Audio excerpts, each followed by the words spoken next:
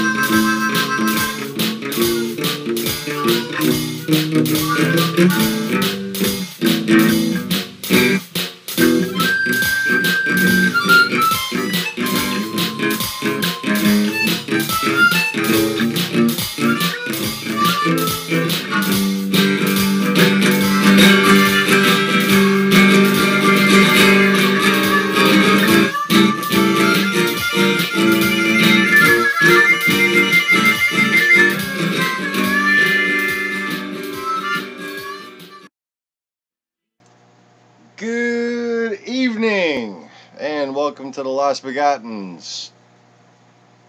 interesting, anomalous hair. Yeah.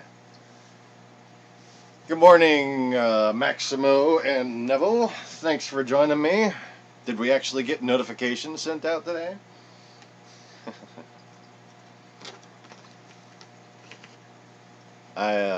Did you get on quick enough to hear my little fish tank song?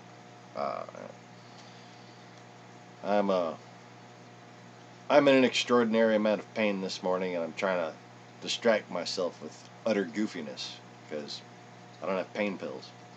So I just pretend to be, you pretend to be like you're on pain pills, and then maybe you'll get some of the pain relief effect. That's my, it's like method acting. Only it's like medic acting. Yeah. Anyways. So yeah, maybe that'll go well. A real digital notification. Good afternoon, Taylor. Morning for me. 8:43 a.m. here in Louisiana. And nice and chilly this morning. Apparently I slept rather stiffly. Which might not have got her.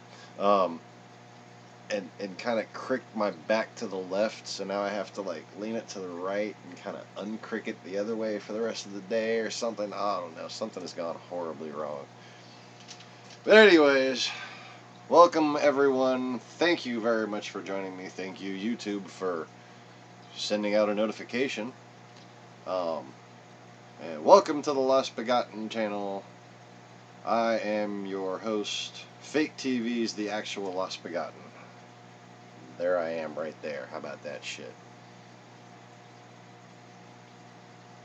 They used to say before the internet, one day Jesus is gonna be back.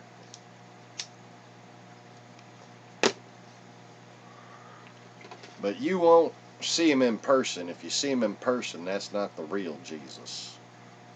Unless you're called unto him when he calls his sheep unto slaughter. In central Louisiana. Yeah. But they said you'd be able to see him from everywhere. They really don't think that means the internet. I'm just saying. Anyway.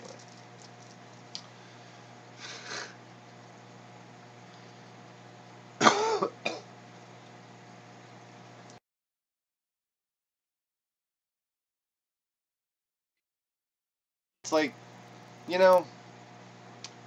why use magic and end free will for something that can be done with a PDA? That's all I'm saying. These are the thoughts I amuse myself with. Anyway, what the hell's going on with this window here? Like having to lean too far forward. Fucking, I don't feel like it. So anyways, Bubbles and Zoom are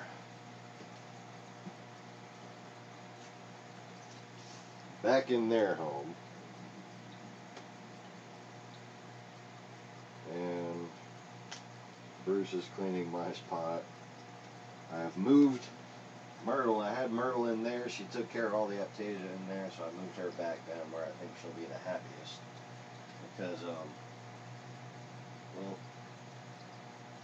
you might be wondering where she is. And so am I. There's just no finding that fucking fish in there. She is so perfectly camouflaged. You don't even know what color she's going to be for starters. Let's see here. This little guy. You can barely see him. I don't have the laptop isn't stretchable to this far. Tatsuki Machika. So now it is just the 7 dwarves plus now we have the unicorn and Klingon right there. That's Klingon right there. Being all cute.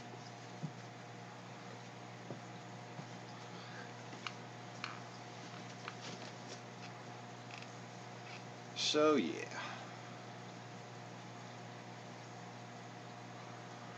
Let me see if I can get the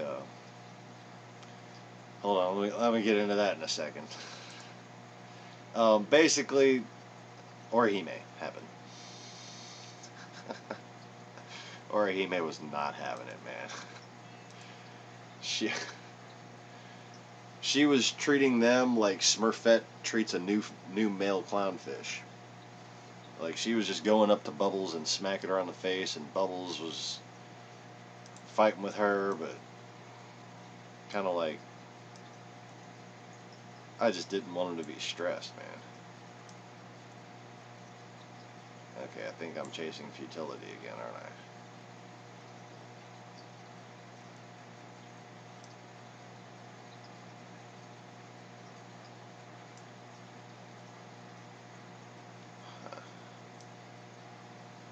Gain, no, not gain.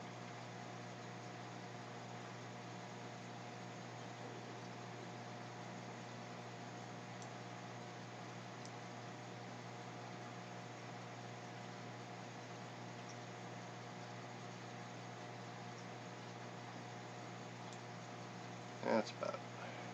It looks a lot bluer than that, but that's about as good as I can get it.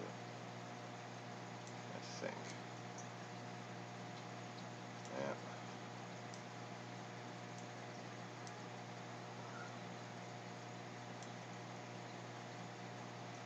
That's a little closer.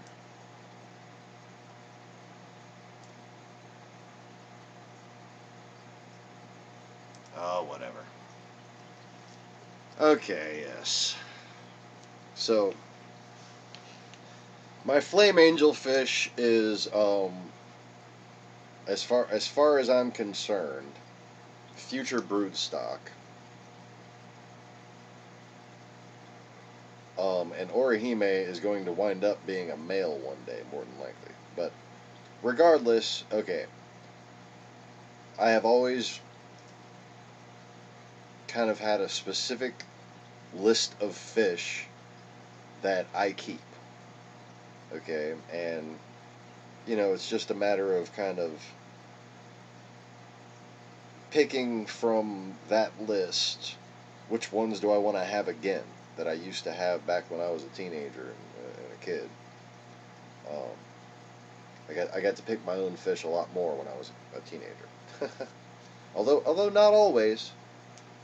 My mom did have that brilliant idea twice of bringing home a bunch of fish that I didn't ask for, that I didn't want, that I couldn't handle in my fucking 10-gallon tank.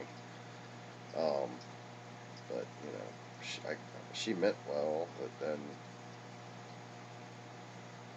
you know, it's my fault that it was a stupid idea. You know, like, I wasn't, I just sat there and sweated and said thank you and like cried as the fish died.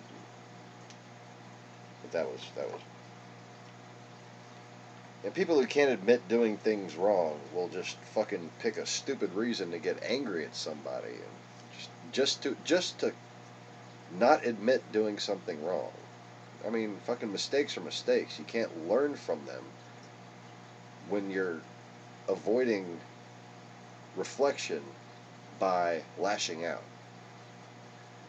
Anyway.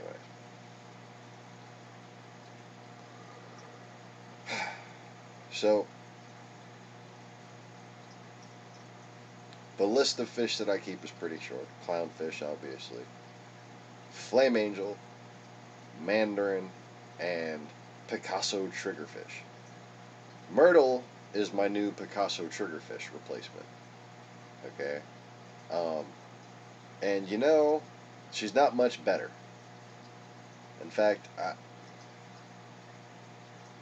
I got less aggression from one fish to another from the Picasso triggerfish. The Picasso triggerfish didn't give a fuck about other fish, whereas the filefish, like, can be a temperamental little jerk. But is usually, I guess it's because people who write about fish, I don't think many of them has spent as much time as I have observing fish. I really don't. And like they're the pros, you know, and they give opinions and you know, like that children's book that Taylor read said that fucking all clownfish are born male.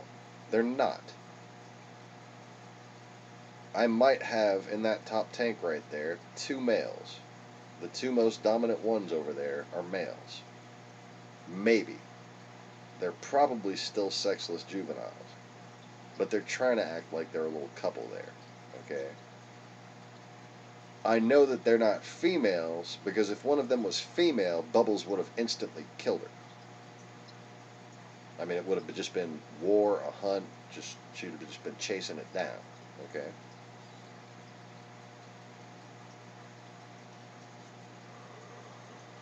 Now, the reason I think they're male, or they could be male, is just because they're, like, the beefiest fish that are in there, and they just kind of look a little, I don't know, just a little more developed, a little more mature, like they might actually still be growing and keep growing, in which case they could wind up sexually viable, in which case they probably are by now because they're old enough to be.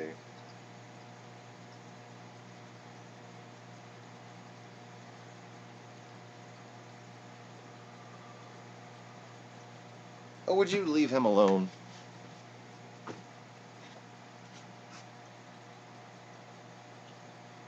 Fuckers. Lightning, you okay, baby? Are you okay? Hey. Hey. Cut it out.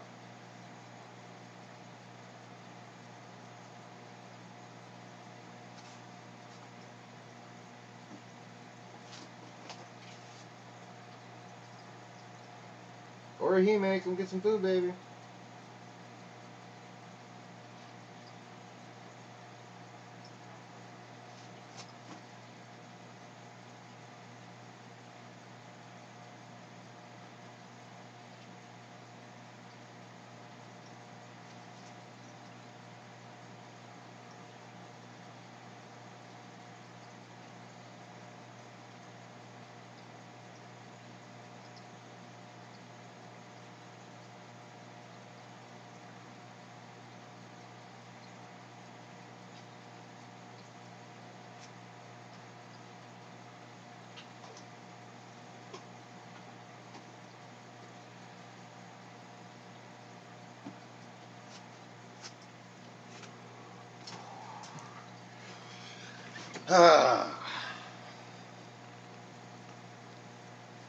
So, you will find basically similar pod to what I had going on yesterday. I mean, what I had going on yesterday was sustainable. I could have left Bubbles and Zoom in there. It would have been fine. My main concern wasn't even with Bubbles and Zoom. It was with Orihime. Okay, flame angelfish are known for jumping out of small tanks. That's why they don't recommend keeping them in a small tank. The reason why Orihime was thriving in this tank, can anyone guess why Orihime was thriving in this tank?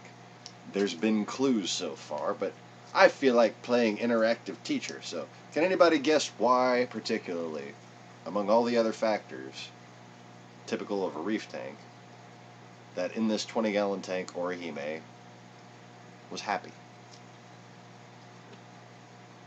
One word. She was...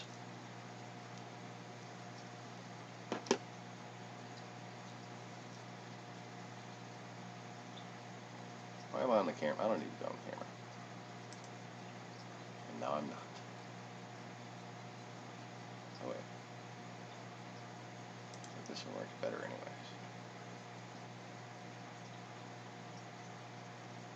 Without the fair use thing. Oh, no, I was wrong. Well, it's better for chat. Nope. Because she's dominant. Okay, so basically, her chasing around the other fish made her happy.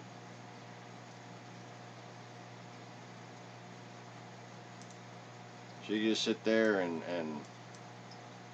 basically play, you know, like she's the boss, because she is the boss.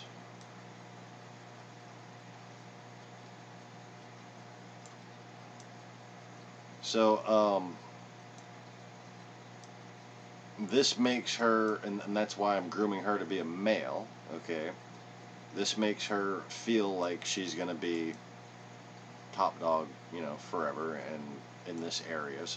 So that's what makes her content with the specific area, okay? I'm just going to go and leave it up like that. I don't care. There we go.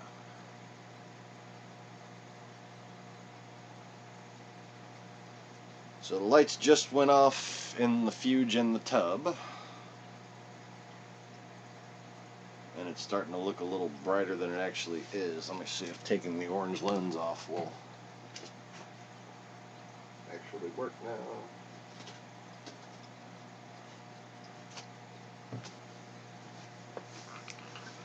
Whoa. Okay, that's just a lot brighter than it actually is.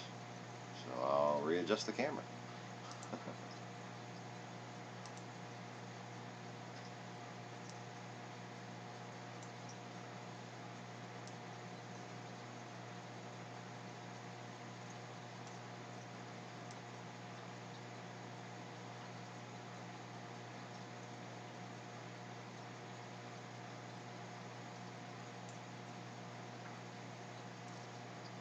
It looks a lot bluer than it is. It's more purple in real life. Like that comes out blue on my screen, but it's purple in real life. It's weird. That's about right.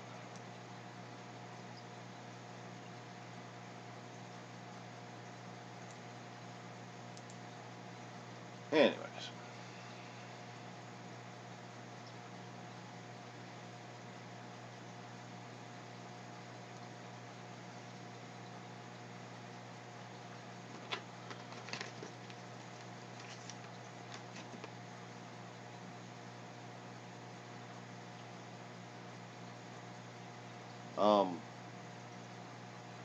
Most I don't want to fucking go there. I disagree. Most people like that aren't groomed to be like that. Okay. And I don't know where you live, but I'm from New Orleans,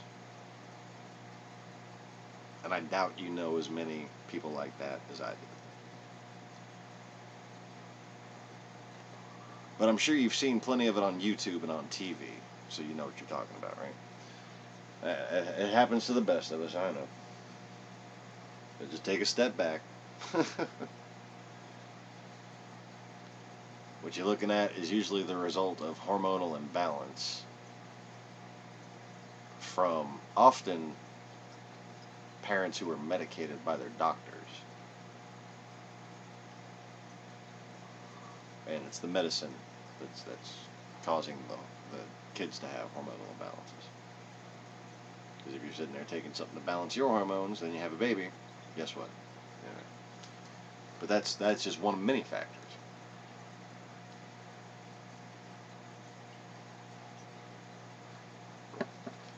But the main thing, if you have, you know, a wish for people to procreate responsibly, is for people to be aware that overpopulation is not the fault of anyone in America. a lot of the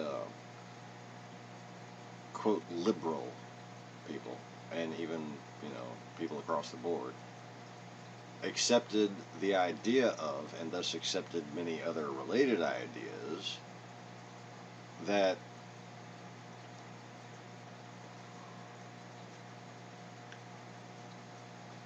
basically world population is out of control and that it's irresponsible to have a lot of children.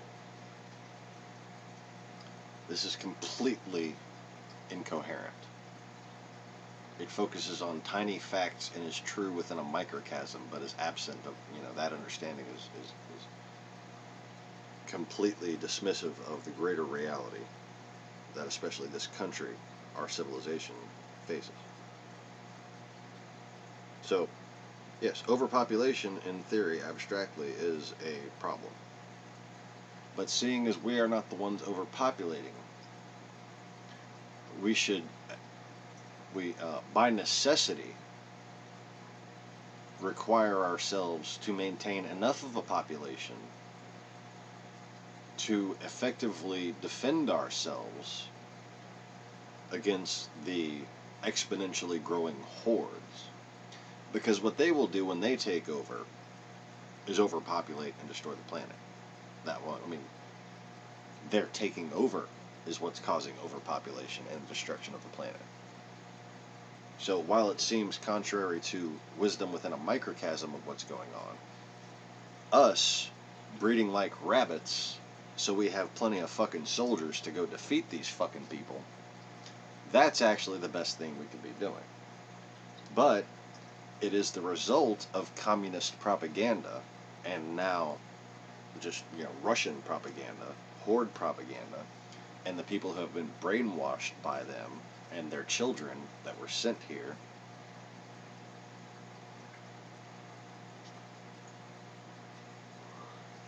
The whole idea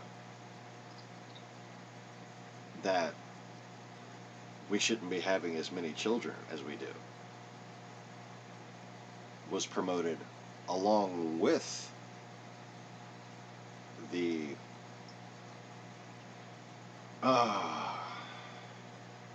what could give somebody the impression that there was some sort of conspiracy to make people gay.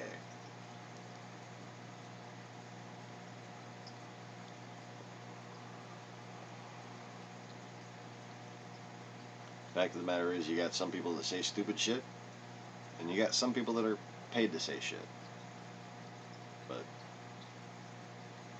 when you give the minority too much audience and you push back in the other direction, you make that minority grow.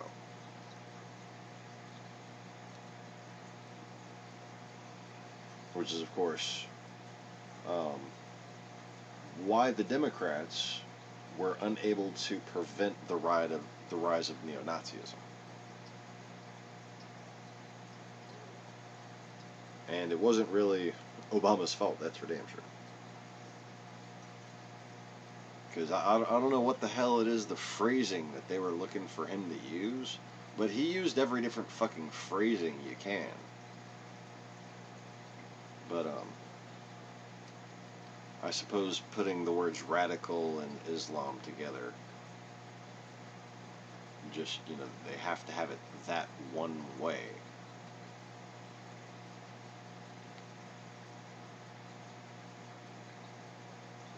What they don't realize is that if Obama were to use the words radical Islam, that would be used against the Christian community. So by not using the phrase radical Islam, who was Obama protecting? Christians. By evacuating Syrian refugees and saying that they were all Muslims, who was Obama protecting? Christians. And if you've ever done any fucking missionary work, which by the way I have, you would know that. Because when you evacuate refugees from a Muslim area, and this has been true for 1,000 years, and did not just change recently, when you evacuate Christians from a Muslim area, do you say that they're Christians? Do you write down on paper that they're Christians? Do you let anyone know that they're Christians?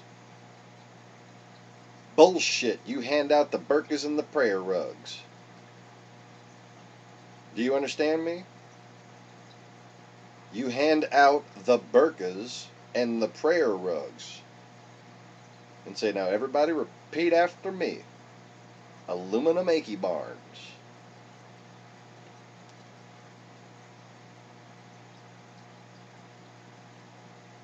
You don't just fucking put down on paper that they're Muslim. Fucking CIA will train them to act like they're Muslims until they get the fuck out of there. Why? So that they'll survive. Do you have any idea what would happen to any sort of convoy, any sort of caravan, let alone a refugee camp waiting for evacuation by the Americans, and people find out that it's full of Christians? Are you stupid? Yeah, most people are. That doesn't mean it's nothing to be ashamed of. You gotta be ashamed of it. Otherwise you'll never get smart. Being stupid is bad. Don't be stupid. Stop.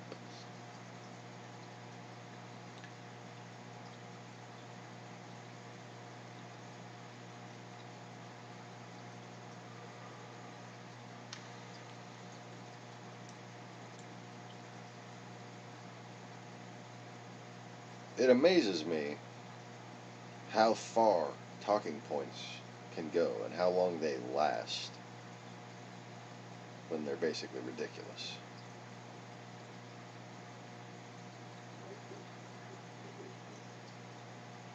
Almost as much as it amazes me how I can coherently debunk things and you know, once I state the truth of the matter, there is usually no arguing it. But here we are on my 3,000 subscriber channel with, it says 2 people watching.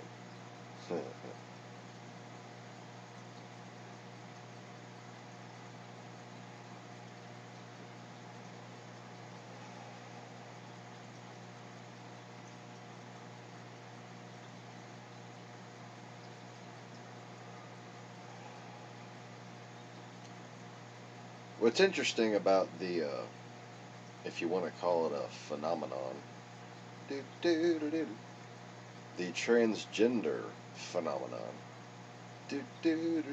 is not localized in any way. It's certainly not American dominant, or, you know, like, we don't have it the worst. It's kind of happening all over the world. But that's not the result of any sort of propaganda campaign. That's not the result of communist brainwashing or anything like that. That's the result of relative overpopulation. Okay? Relative to our level of stewardship of the planet. So, as fate dictates, you know, predominantly female souls can be born in male bodies, and the likelihood of reproduction goes down across the board, across all populations, unless they have, you know, specific horde-based breeding programs, like many countries this day do.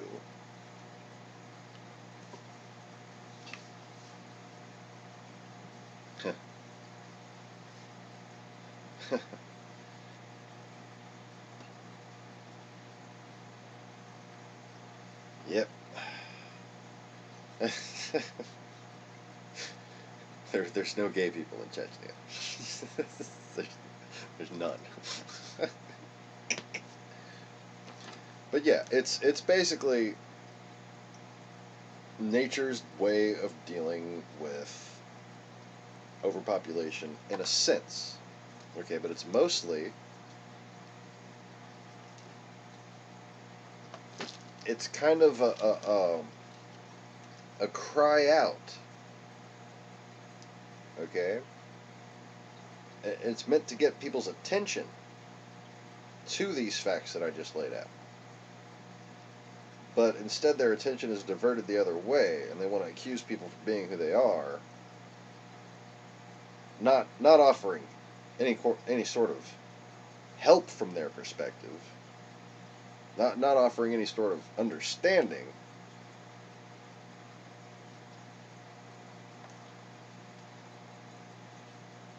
But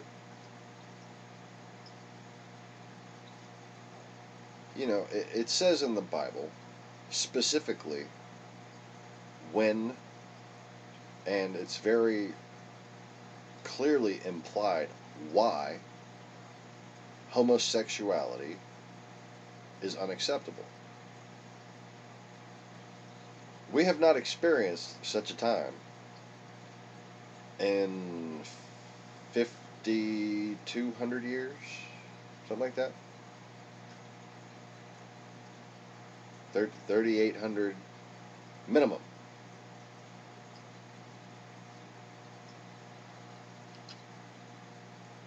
And that is basically a time where you're not even allowed to come without putting it in the pussy. Okay? It don't matter if you like to wear dresses. You get a hard-on, it's going, they're going to find you an ovulating female. The population depends on it. We're all being hunted. Got fucking mobile homes.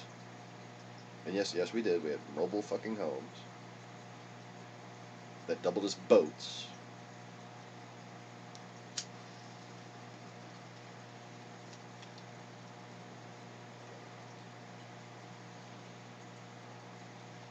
There was a lot more smooth land, and there was a lot more grassland, and there was a lot more ice-covered land back then. So it worked differently. That kind of shit would not work today. Not in many places. Because many places are too small. Many places. Okay, anyway. Okay. I love homonyms. I know. I'm a dork. So anyways. What the fuck were we just talking about?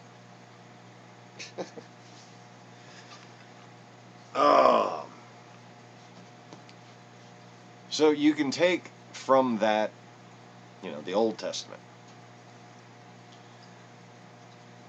and learn what basically the parameters of reality are. Underpopulation, no gay people. Medium population, you know, who cares? Overpopulation, it's raining men. Okay, I'm done.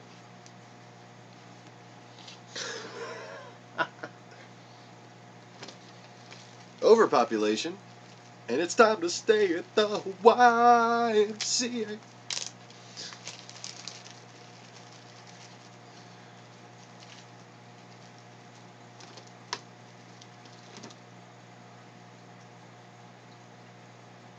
So, Republicans, what should Republicans do? Oh, you don't like gay people. You don't want your children to be influenced by gay people. What do you do, Republicans, when faced with this sort of dilemma, when society is faced with these sort of trends?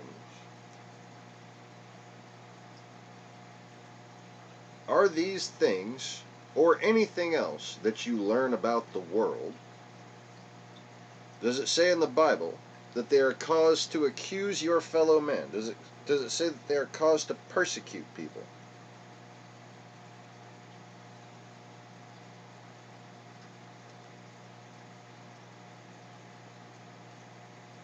No, you need to fix yourself before you can fix the world. So when you see something wrong with the world, first take a look at yourself. First, take a look at your own people and say, just as we need to in America when considering our place in the world, we need to say, what is it that we might be doing wrong that's allowing this to happen? What is it that I might be doing wrong that is causing God not to hear my prayers? Those are proper Christian thoughts. Posting on the internet that a hurricane hit because God doesn't like the fucking gay people in a city, or saying it like Pat Robertson did on a fucking TV, on his little TV show, that's not what the Bible tells you to do, is it? But you know what the Bible does say? It says, judge not, lest ye be judged yourselves.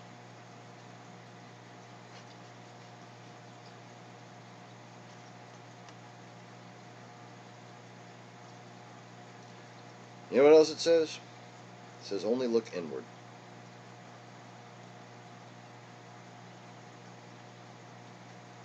I can't remember an exact verse.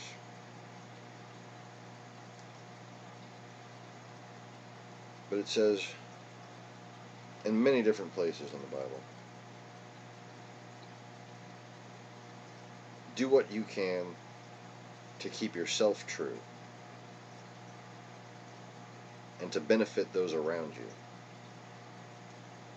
Do not be wicked.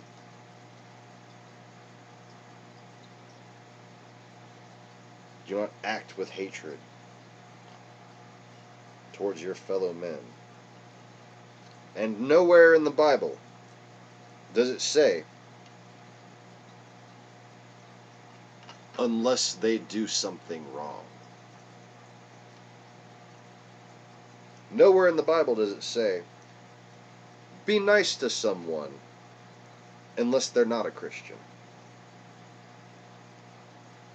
See, if you think all religions are the same, if you think the Bible says that,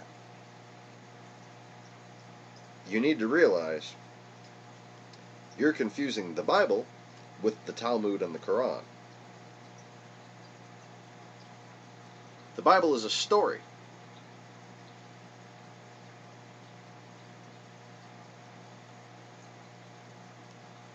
Indeed. Neville. I mean, not that I have a big aversion to collateral damage or anything, but like for a specific thing, there'd be a specific thing. If you're talking about a large group of people and a corrupt political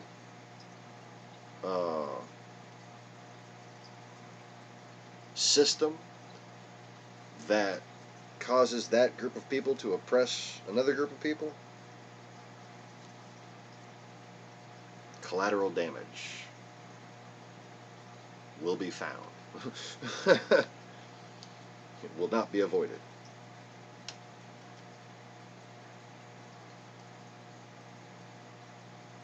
Because that's when a lot of blessings in disguise happen.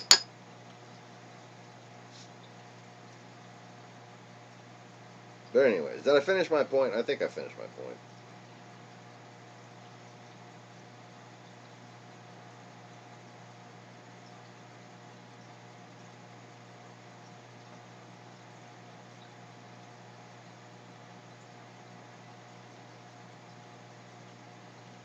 Nowhere in the Bible does it say, be nice to someone unless Fox News says they're evil.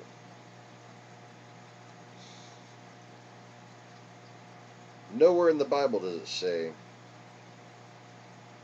love your neighbors and pray for your enemies, unless they're gay.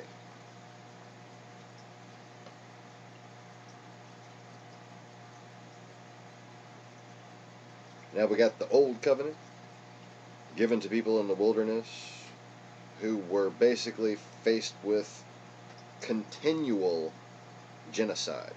Okay, not just constant, but continual genocide. Alright? Because that was the manner of war in those days, basically. But then you have a New Covenant. And the New Covenant, well, it strikes a very different tone if you haven't noticed. And that tone is implicit in the interpretations of all individual scripts within the New Covenant, or New Testament.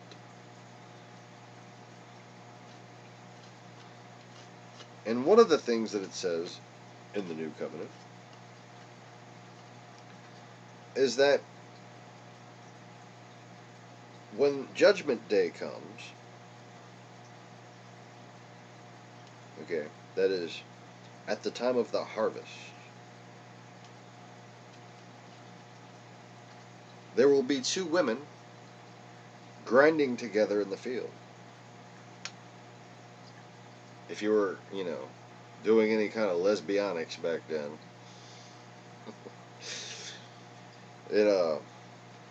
it more than likely happened while you were harvesting or doing laundry. Okay, so that's what that implies right there. Grinding together in the field. You didn't do your milling, your actual, grinding in a field. You did that shit in the shade because you'd get hot. Anyway. And it says, one will be taken and the other will be left. Okay? And anyone facing Christians who say,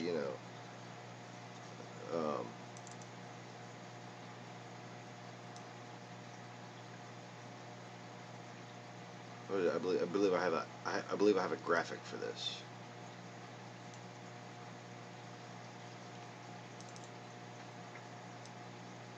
If anyone meets, one of these kind of Christians,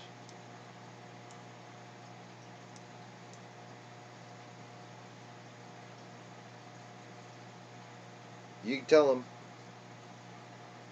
God hates about 50% of most people, according to the Bible. Doesn't hate fags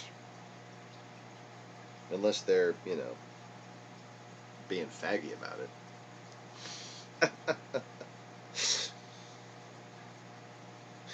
Quit being a faggot and suck that dick.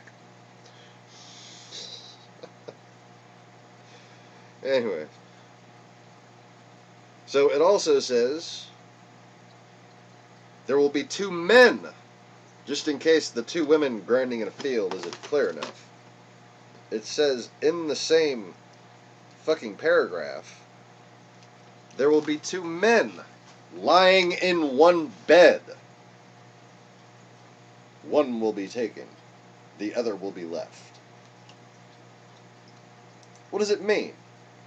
Isn't it obvious? It means that judgment will come to them just as it comes to everyone else. And that it has nothing to do with their homosexuality. And that their homosexuality does not in any way bar them from being rewarded.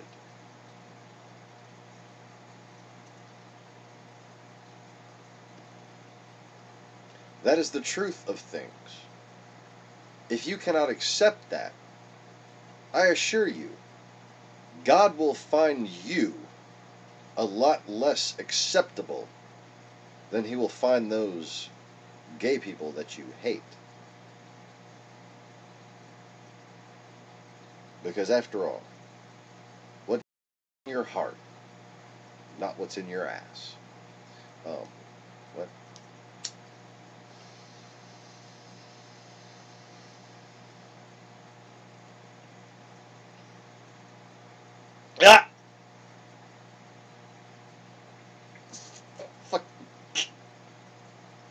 scissor me timbers.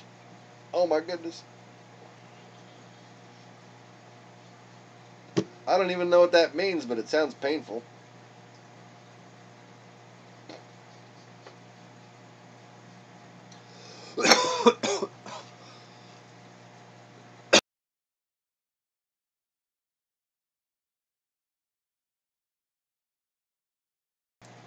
If I scissor my timbers, it's just so my wife can go down further. I mean, wait, what? I want to make her sneeze, yeah.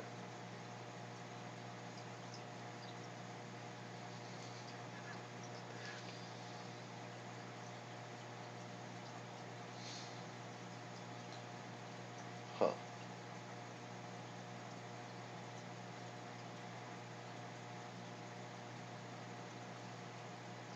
I thought that rang a bell.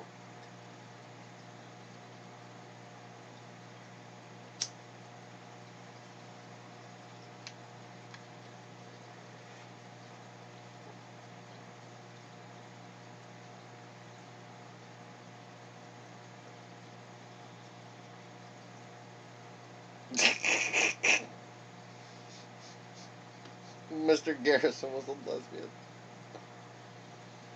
Man, it's been so. I'm fucking choking over here. Fucking allergies are just horrible.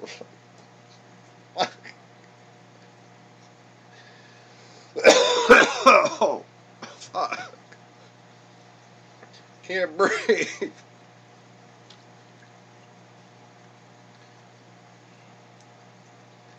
Yeah, yeah. You can just suck on those English fags all day, huh? I think I'm gonna have a Turkish one myself. They're they're they're a little thicker. I like the way they feel in my mouth better.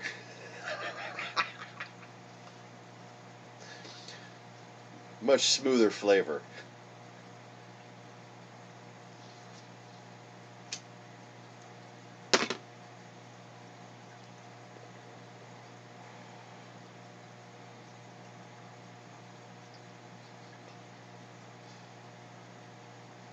I'll never look at a pack of cigarettes the same way again.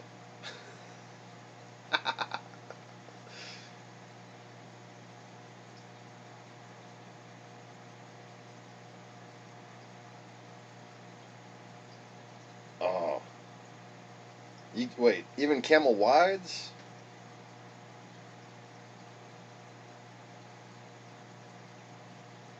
That's some bullshit.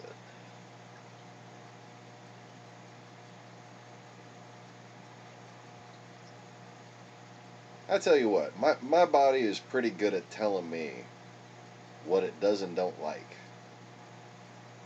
And my body like a lot of different cigarettes.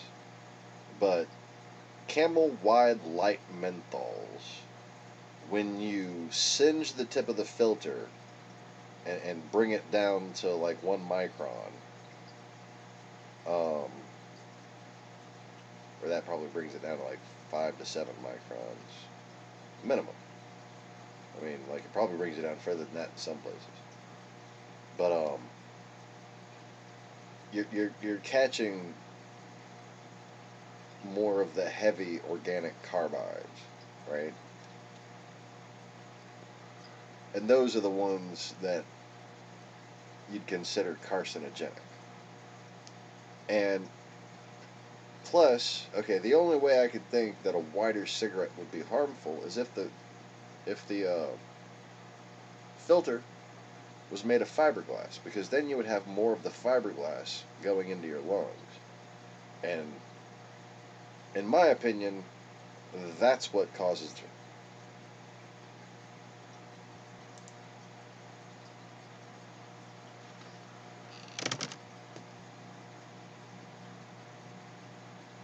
Oh, and now it's back up like nothing happened. Look, it went from 0 minutes to 58. It was locked at 55. And now it's gone red again.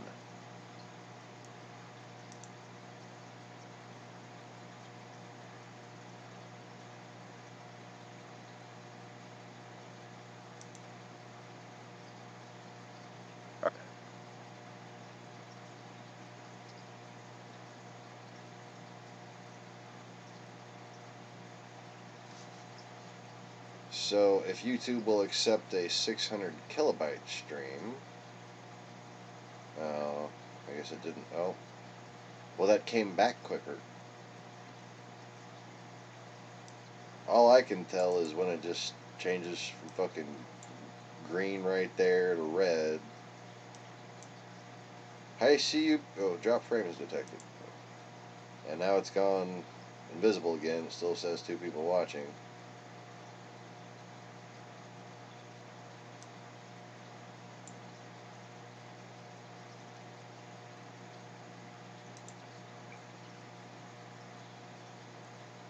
Man, oh man.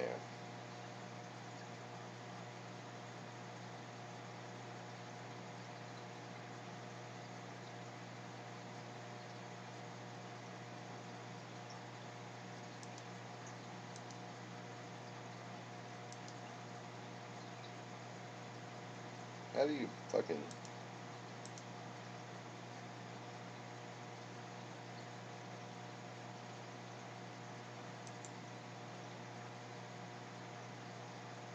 Da, da, da, da, da, da. What the fuck is wrong with this fucking bullshit right here? It fucking sucks.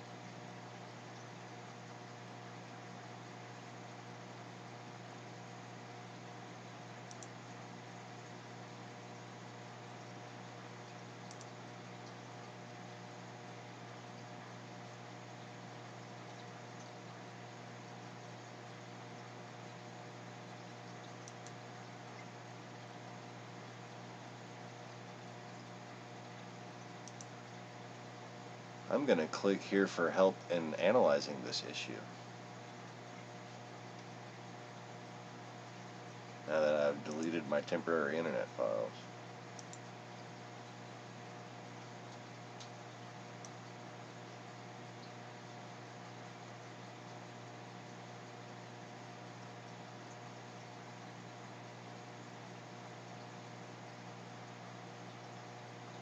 Oh, okay. That's weird.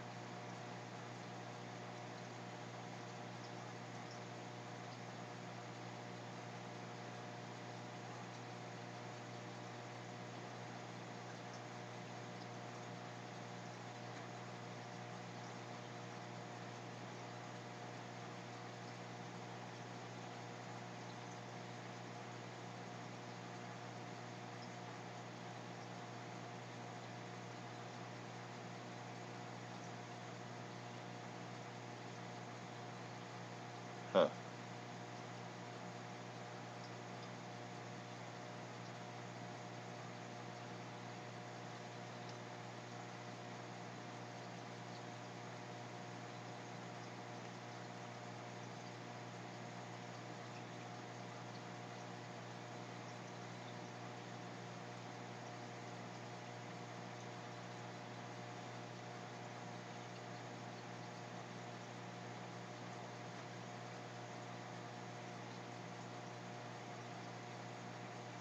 Wow, that's great. So XSplit has no fucking idea.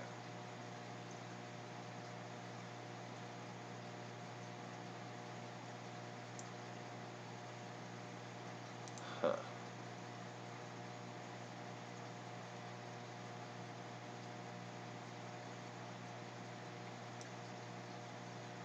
Later, Nev.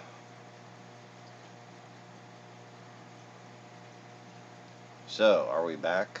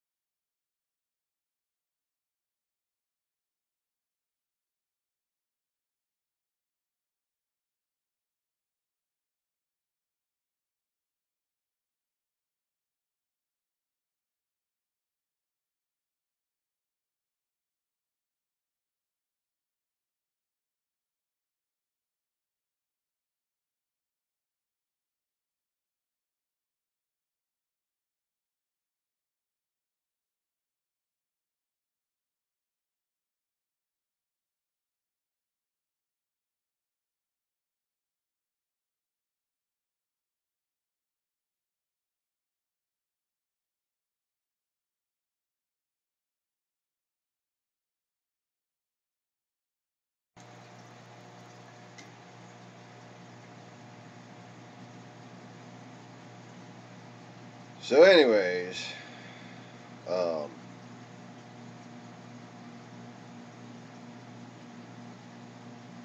sure makes me glad I didn't fucking pay for the whole giant package. I'm gonna wait till they fix this shit, and then I'll consider paying for the big XSplit package. Because if they can't get the light version to work, holy shit.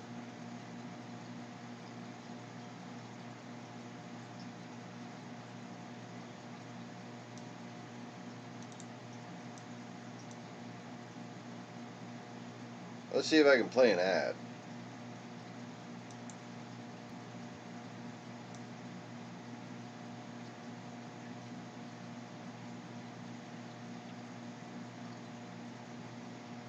Based on my criteria, some of my viewers will hell in it. Drop frames detected.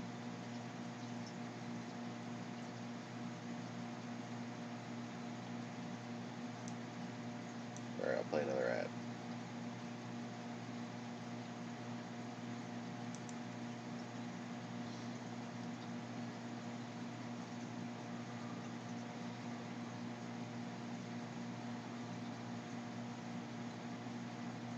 This is so fucking stupid.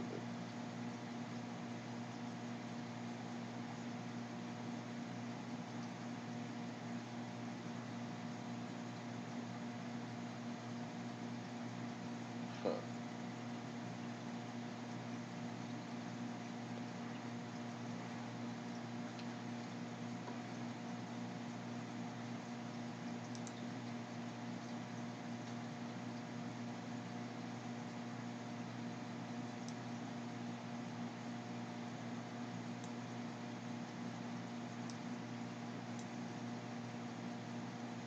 If somebody wants to send me a fucking PayPal payment with XSplit only, maybe this is a, you know, I'll commit it directly to that. If specified, anybody specifies what they send me money for, I spend it directly on that. If you want to send me money and specify pay to promote, you specify the video that you want promoted, and I'll pay to promote that video. But this might be a thing where they're fucking with the people who haven't bought. But if that's the case, that's kind of stupid of them, because who wants to buy a glitchy product? But if somebody who, you know, if anybody still watches these fucking things anymore, if somebody wants to fund that experiment, I'll do it.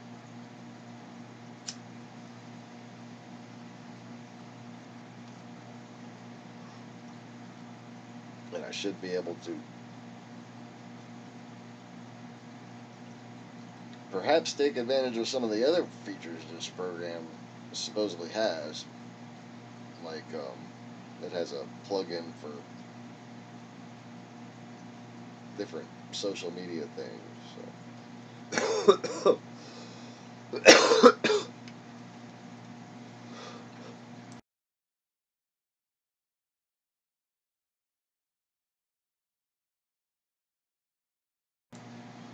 Theoretically, we could get on here and troll the internet during a live stream.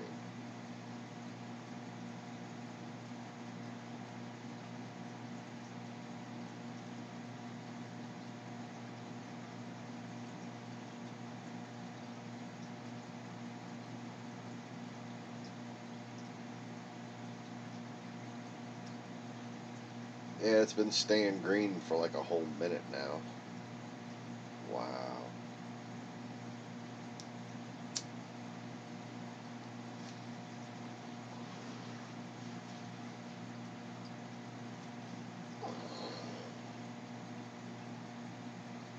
Yeah, what I basically need is if somebody wants to see the video quality improve from here, it's a $200 software. Specify, so I'll spend it on that, because I do have other things I need to spend money on. So make me spend money on it by telling me to. I'm that reliably honorable that, you know, just, you said it's for that, I'm gonna spend it on that. You know, it's like fucking, it's like money for the kids' chocolate bars at school. You know, which, by the way, my kid sells the fuck out of some chocolate bars, man. Anyway, good morning, Emily.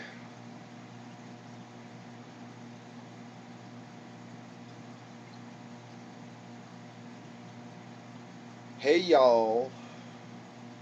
I don't know how to say Virginia, y'all. I've pretty much adopted, maybe adopted just a little. I've adopted the Central Louisiana, y'all. Hey, y'all.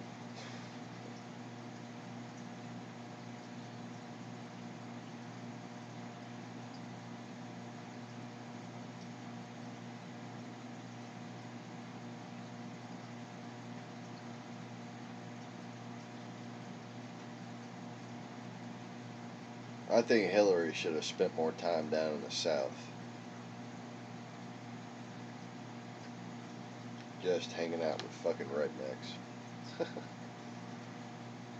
Just find the people with the thickest accents and just go, you know, spend all your free time with them.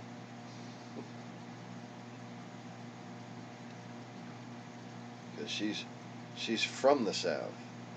She used to have a little bit of a twang. But, you know, people go to college,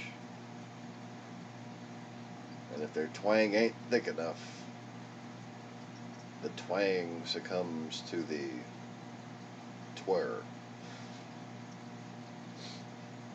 That's all I got. I'm laughing at how bad that joke was. Oh, anyways. 1, 2, 3, 4, 5, 6, 7, 8, 9.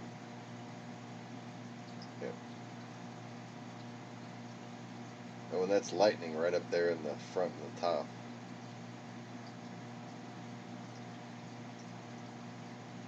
He's like the second, he's like almost as small as the tiniest one. He's the second smallest one. He's so freaking cute.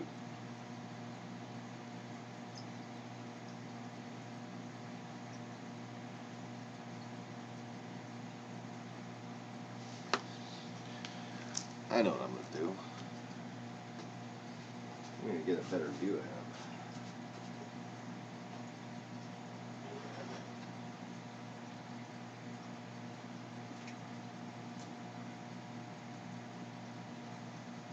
Hey, little buddy.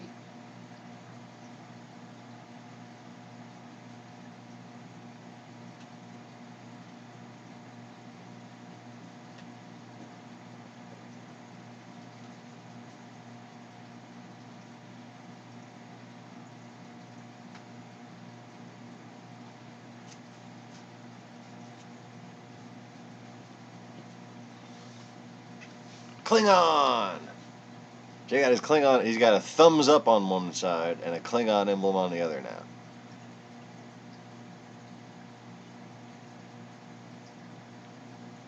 And there's Unicorn right there, up in the top left.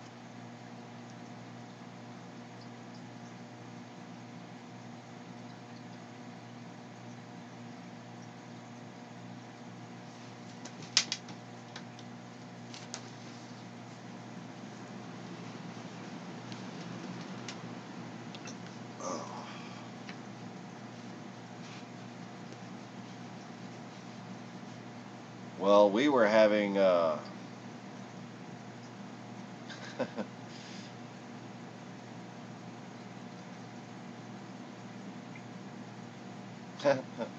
sweet.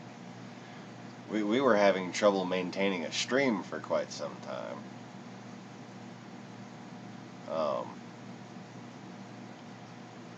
It's good to have a connection with the Northeast District that actually helps the security of the stream.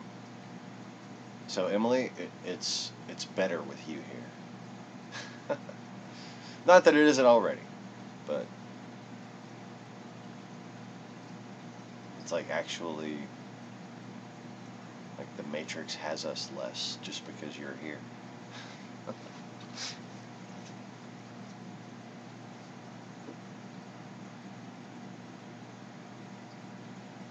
Come on, little guy, come over where we can see you.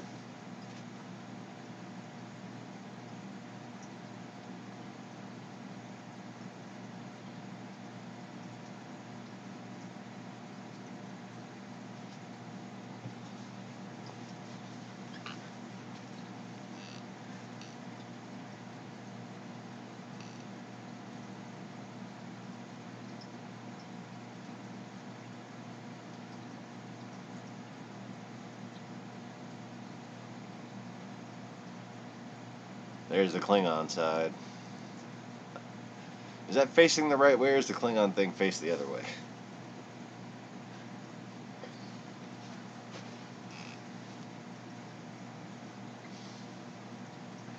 Either that or he's a Hungarian fascist. One of the two. I'm not really sure. He's either a Klingon or a Hungarian fascist. Oh. I'm laughing at how good that joke was. Yeah. It might not have been, but I think it was fucking hilarious.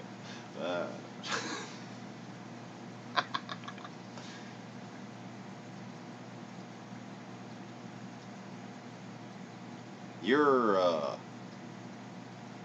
watching the Lost Begotten channel, the channel of the guy who likes to pull turkey pot pies out of the freezer and sing, "Chicken pot pie and I don't care, chicken pot pie and I don't care." There's Klingons in Hungary.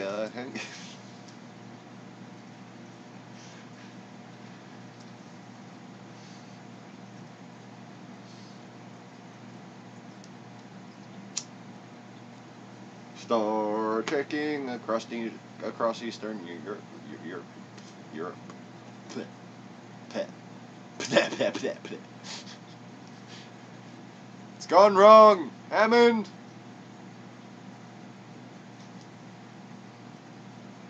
There's Klingons in Hungary. There's Klingons in Hungary. Stalin. What?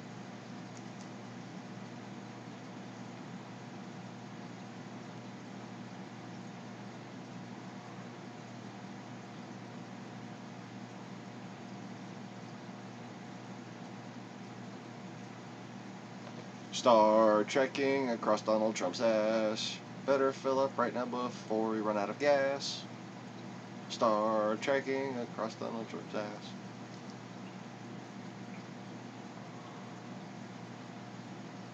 Better use hydraulics so we don't get stuck in the crack. My live stream has gone red again. My live stream has gone red again, Jim. My live stream has gone red again. My live stream has gone red again, Jim. That's live stream, but not as we know it. Not as we know it. Not as we know it. That's live stream, but not as we know it. Not as we know it, Captain.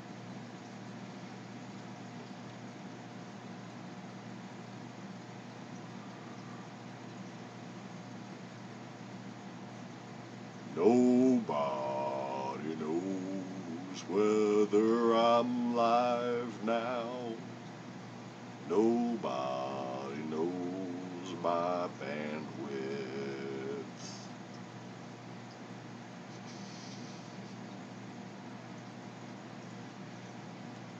I'm having way too much fun right now.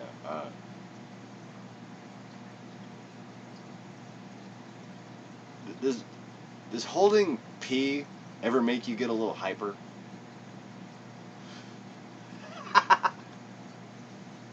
I can't laugh too hard anymore.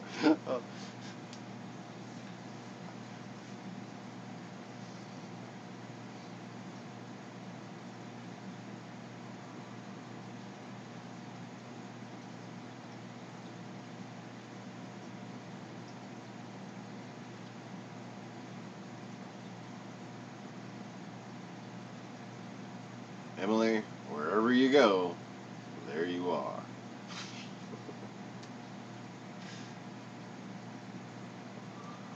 We don't need y'all here. We need y'all where y'all are. And that's why y'all are there.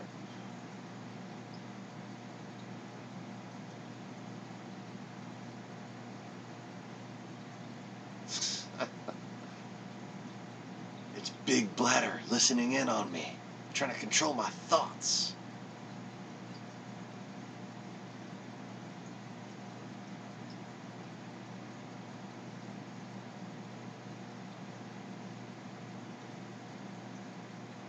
Big Bladder is using fear tactics to try to make me piss myself.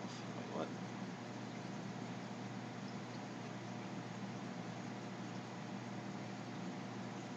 Oh. We miss you too.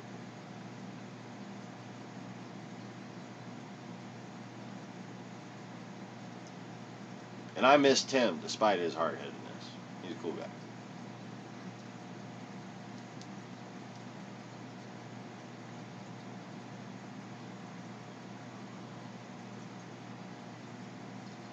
Yes, yes. And Jeff Sessions is going to find those gay frogs with the lie detector test.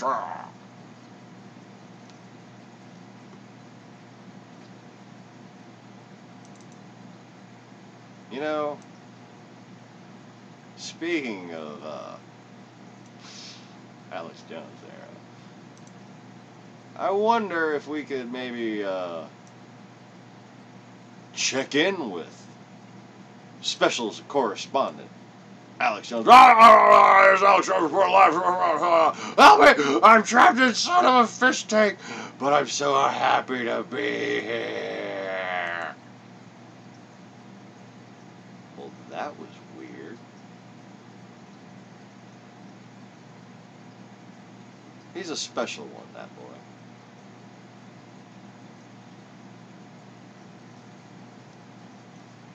Ha!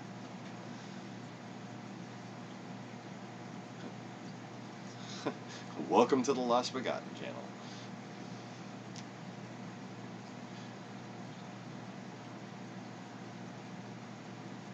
Phenomenally deep subjects, remarkably silly jokes.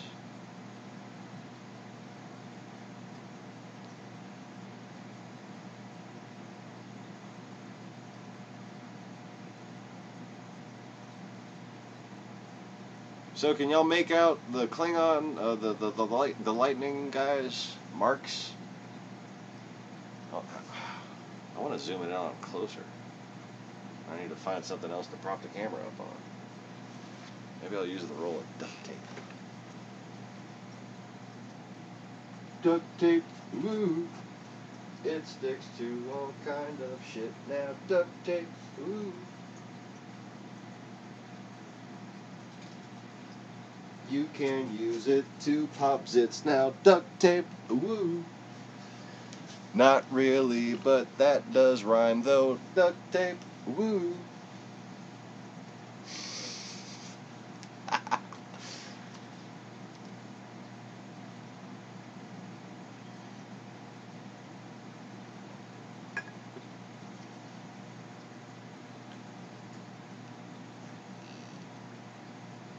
There, you can see him a little. He just came in the bottom right of the screen there.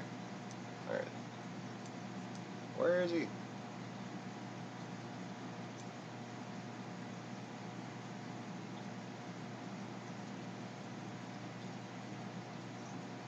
That's Unicorn. See the white spot on his head? That is such a cute fish.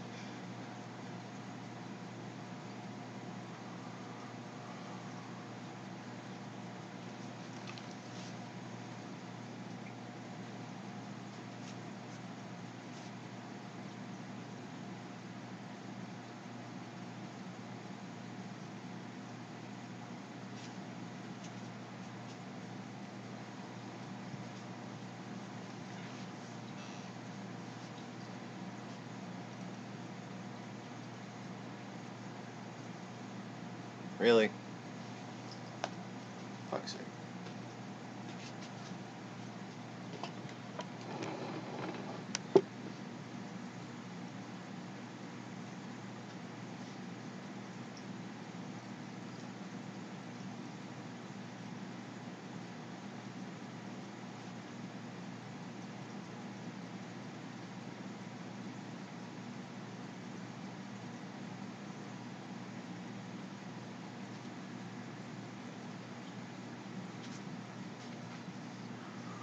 Like, I want to take a photograph of the shit I have stacked up at this point for the camera to sit on.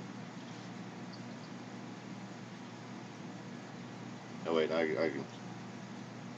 Hold on. Everybody look at the screen right now.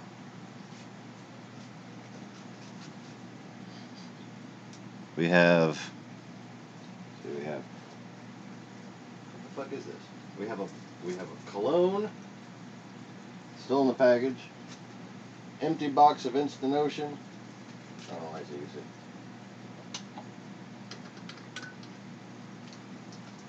Duct tape. And a flower pot. Cologne, empty box, duct tape, flower pot.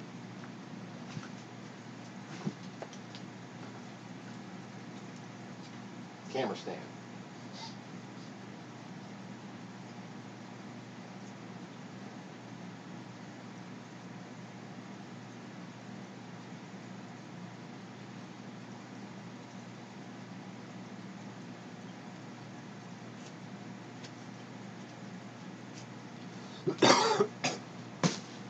Oh.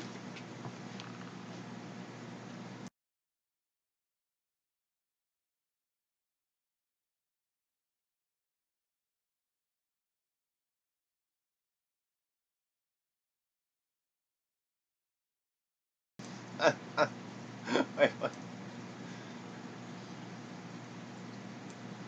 There you go, finger pointing north. Oh, speaking of which, thanks for reminding me. Okay, so the reason I traded my babies, it all started with this picture here, didn't it? When my dad sent me this photo a couple months back. Look at those guys, right?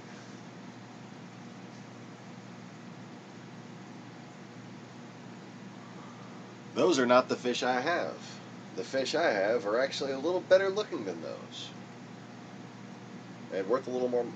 As a pair, they're probably worth about $3.50 retail.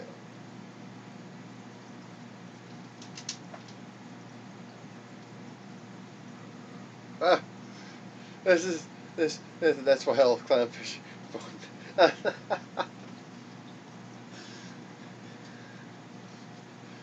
Okay, so I gotta try to leave that up. But.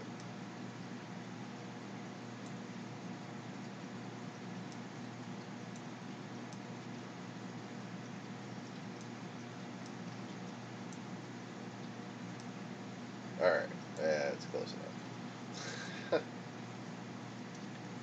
So I still have to fucking take a piss. Anyway,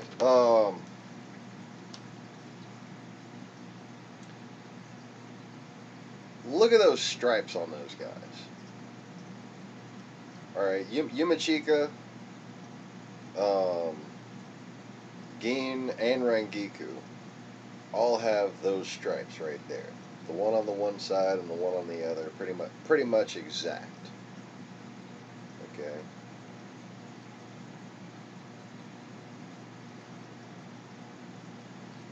One side kind of looks like a dove or a cross.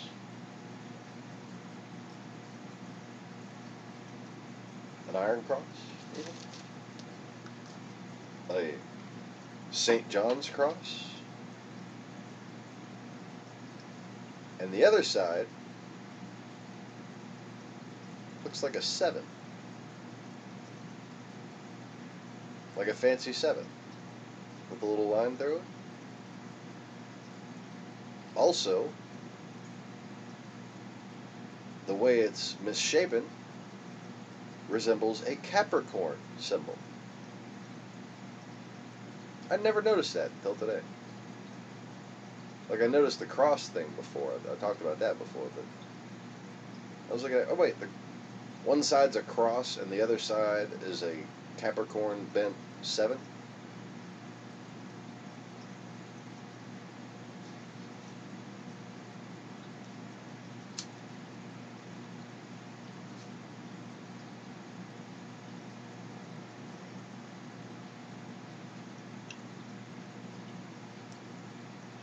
So,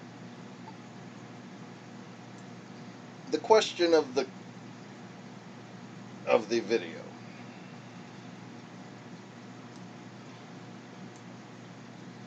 Why are clownfish so expensive? Why is that pair of clownfish so expensive?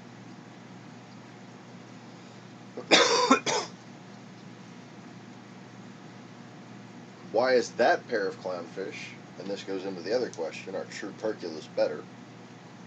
Why is that pair of clownfish more expensive than a pair of snowflake ocellaris? You get a pair of snowflake ocellaris for $150. Why can't you get a pair of premium Picasso Perculas for that much? Well, first of all,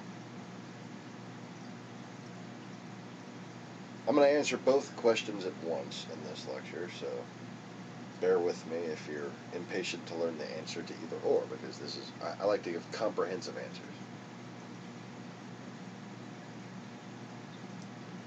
First of all, a Percula clownfish, despite the fact, and this is fact, that they are hardier when kept by novice reefers, even,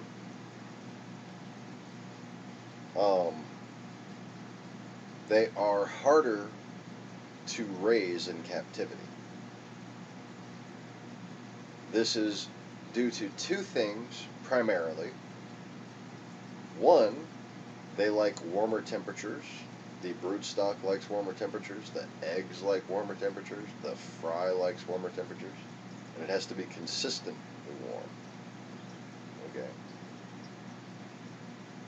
But two is, even opposed to ocellaris, which in the hobby you find the same size as a true Percula, the fry, when they first hatch out, are about a third the size of a ocellaris fry. They are tiny, tiny, tiny, tiny little babies. And,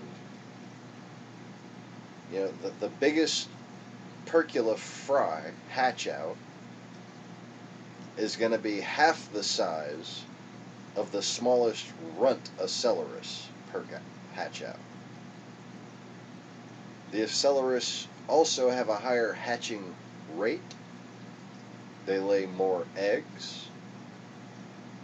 And actually, in the wild and in large captive aquariums, ocellaris get far bigger than true Perculas. So the look of, say, Bubbles and Zoom, which are a model of a pair of wild-caught true Perculas, an ocellaris grows faster. The stripes come in more consistently, more predictably, generally, unless they're crossed with Da Vinci's, which a lot of them are nowadays, just for flavor, so people get to pick their own unique little clownfish, which I think is great. I have nothing against ocellaris. But the process of rearing this pair of clownfish costs more in every way than the process of rearing a seemingly equivalent pair of ocellaris. Now, the lifespan is relatively identical, as far as we know in the hobby, okay? But the reason why I think true Perculas are actually by far the better fish for the beginning aquarist is so that the beginning aquarist doesn't need to start out with a giant aquarium. You can put a pair of true Perculas in a 10-gallon tank and they will be happy as can be. They will suffer no hole in the head disease. They will suffer no lateral line sickness. You can let the salinity drop by 10 points. I mean, you can let the salinity raise by 10 points, which is basically, you can do your water top-offs once a week, as long as you have other things, you know, that will tolerate it, which good luck with that, but One day I'll make a list for people. Believe it or not, carpet anemones are one of those things that can handle very high salinities and weekly top-offs. If you top off your water every day on a, if you top off your water every day on a carpet anemone, especially in a small tank, you will kill it. I know, I've done that. It did not like it every single time, but I didn't know what else to do, because I'd never heard of let the salinity go down. But I had a cellarist at the time, and they wouldn't have liked the high salinity. Perculas, on the other hand, can be found in the wild in tide pools. That's where the onyx come from the tide pools with the very potent, stinging green bubble tip anemones. Green carpet anemones.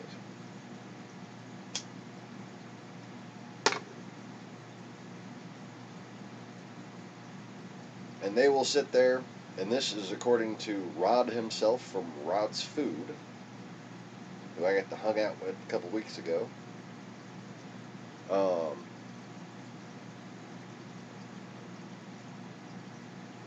The really black onyx, like Totsky, the ones that are really marked up, live with those gigantea carpet anemones, the green ones, not the red ones. The red ones will be fine in like 9 to 15 feet of water, and usually don't show up in the tide pools. But those green ones that have a little bit of miscoloration, kind of stripe banding, those are the ones that come from the tide pools, because they actually have a really evolved way of partial bleaching. That's what that striping banding is. I actually kind of just figured that out myself. But I would put money on that. Like, I would seriously put money on that, just from the different phases of discoloration that I saw from that one that stung me the other day, and ones that I've seen before. I was studying it pretty well. My babies were going in that tank with it, you know. But yeah, that high stinging anemone is one of the things that causes the onyx to gain that dark black coloration.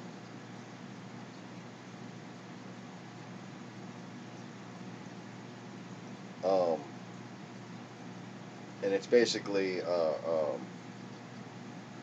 sort of a reaction, almost kind of like a scabbing effect, that the pigment cells or chromatophores accomplish in order to more effectively absorb the stings that happen. And clownfish, some people say they don't get stung by the anemone. Some people say they're just used to it and they have a slime coat that protects them from it. It's a little bit of both. A clownfish is always aware of the anemone's responsiveness, and when an anemone's responsiveness dwindles, when an anemone is actually taking a downturn in health, you'll see the clownfish sucking on a tentacle. The reason why is because that clownfish is a junkie for that anemone. It doesn't just get stung, stungitated. It likes being stung. It tingles. It basically, it's a similar thing to what it does to a human. Only they don't get speared. There's an initial sort of venomous response that the clownfish can get from all over the anemone. Okay. But there's the spears that only eject when actual prey is detected. Okay. So the difference is there's stinging cells, and then there's the actual spears. What clownfish do is they don't set off the spears. The spears are what give that Velcro effect when it actually sticks to something. Now, clownfish seem to have an ability to get stung by the spears and be minimally affected by it. And once they can kind of teach themselves, or basically addict themselves to the poison and introduce themselves to the anemone has developed a perceptive, conscious, symbiotic relationship. Anemones are intelligent creatures, believe it or not. They may not have brains, but they have life force, okay? And that's what really denotes you're intelligent, actually.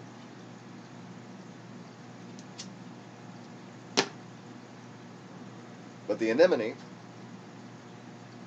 is not a plant, okay? It's a very, very complex organism. Surprisingly complex. Shockingly complex, even.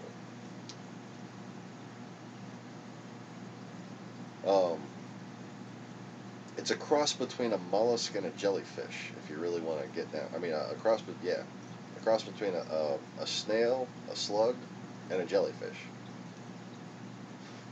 It has, like, most of the aspects of both.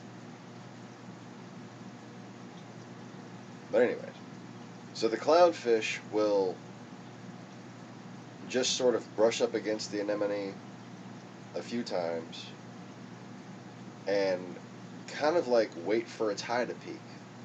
Like, I've watched this over and over again. I've wondered what it is, to just kind of gradually coming to understand it, alright?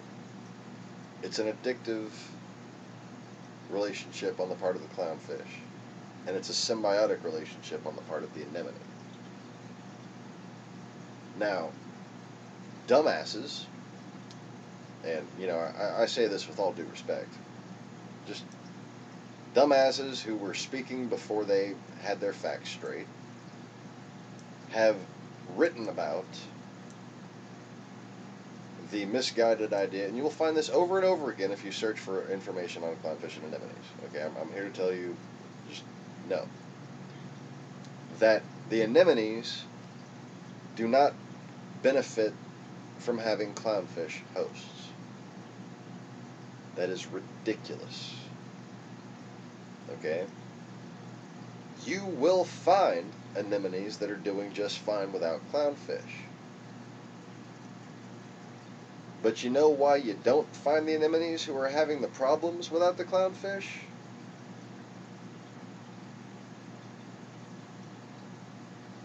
Because when anemones are pissed off, they become kamikazes.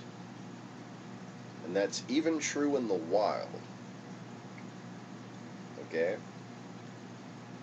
So the benefits of clownfish are actually pretty obvious. When an anemone eats a meal that's too large, which happens often in the wild, a clownfish will help the anemone defecate. Okay, it will clean the waste from around its unianus, or whatever the fuck you call the one sphincter. It's unisphincter. There you go, unisphincter. That would be a great fucking screen name. Unisphincter. You know, for like Reef Aquarium chat.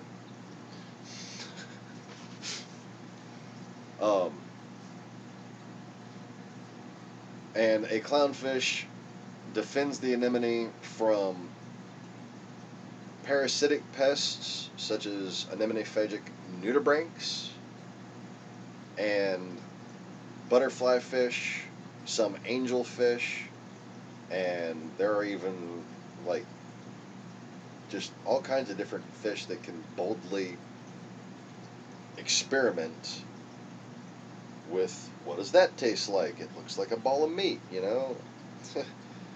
Not every fish is smart enough or cares about the stinging, you know? But a clownfish or a pod of clownfish especially, provides defense, provides pest control, and, as gruesome as it sounds, provides decoy bait.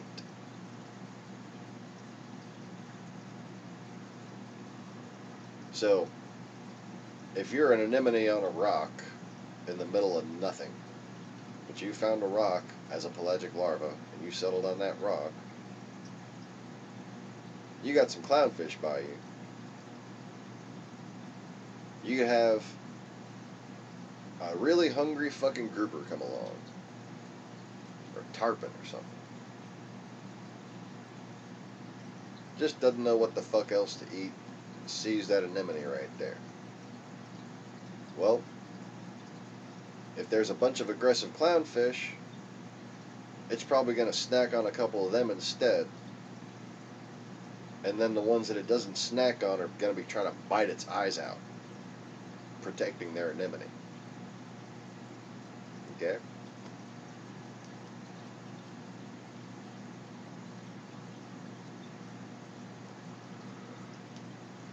It's accurately known, however, that clownfish cannot be found in the wild without an anemone, because their chances of surviving are the same as an anemone's chances of surviving if it chooses to leave that little rock. Okay? So, say some pests come along, or the water gets too cold, or the water gets cloudy above and there's not enough light. That anemone is just going to inflate itself and let the current take it the fuck away, and it will probably die.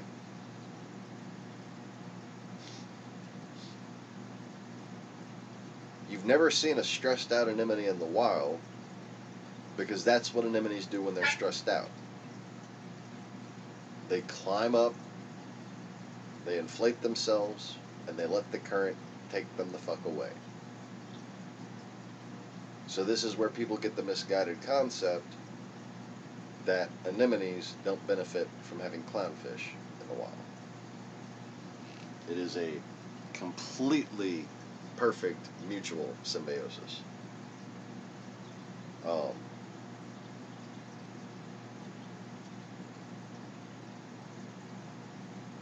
I suppose it's just not very well understood as far as how something could have, quote, evolved that way.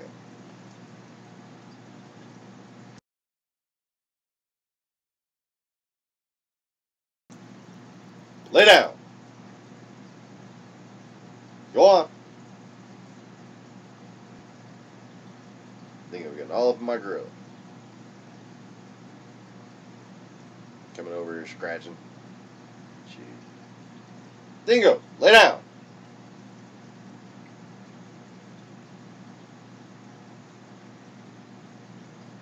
Fucking my back's so messed up today I can't even turn my neck to freaking yell at it.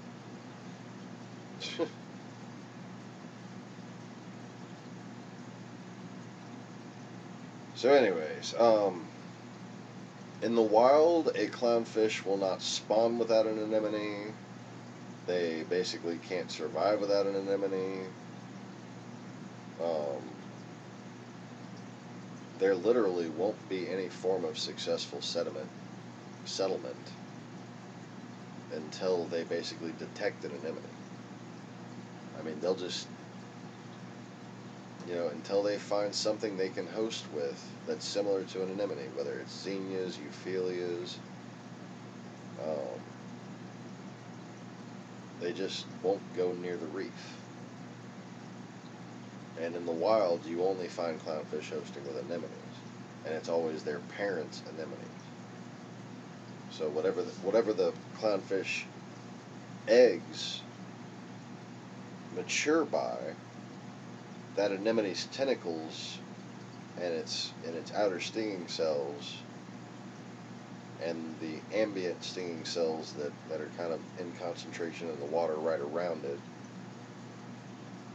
um, that imprints on the larvae as they develop. So then when the larvae swim around to find a reef, and they're still just little bites. I mean, not even showing a stripe yet. Okay, they're trying to find an anemone before they get that stripe. And you'll see in the wild, if you find a big pot of clownfish, maybe just one or two little fry every couple of years shows up out of the hundreds of eggs that get laid every week. That's why I call them miracle fish. It's their Their, and their water usually hovers around 7.9 to 8.0.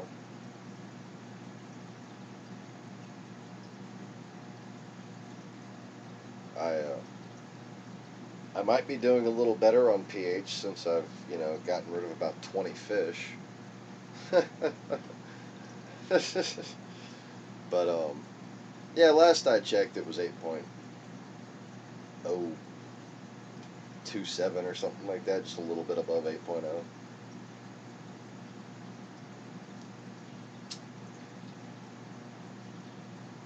In the wild, pH is supposed to be around 8.2, 8.3, 8.4 in some places.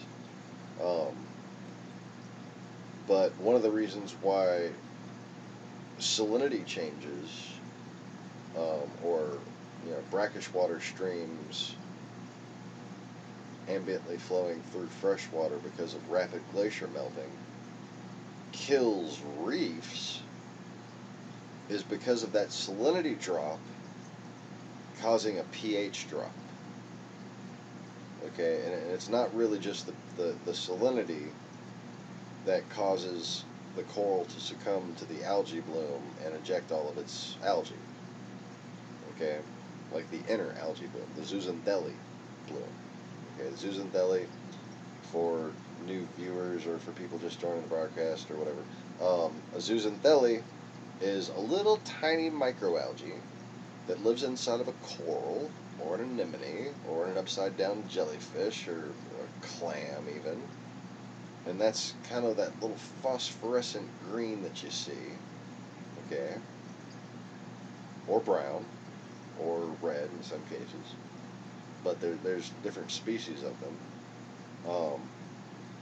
But the brown one particularly is a sign that the water conditions are beginning to deteriorate. And the brown zooxanthellae, it grows in limited quantities in all corals, but it's not supposed to be the primary producer. Okay? And when you see corals start to turn brown, that's because the pH and the alkalinity, the mineral content of the water, is no longer conducive towards the survival of the other forms of zooxanthellae, in addition to increased phosphate and nitrate. Okay, and those minerals that they need are a direct factored result, or pH results in their content. So when you say the pH in the water, it's one of the ways of testing the overall content of the water.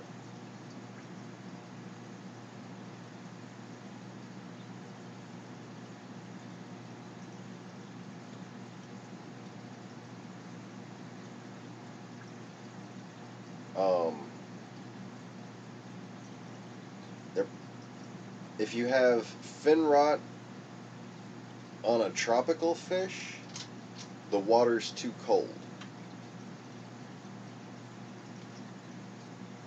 If you have fin rot on a non-tropical fish, the water's too hot.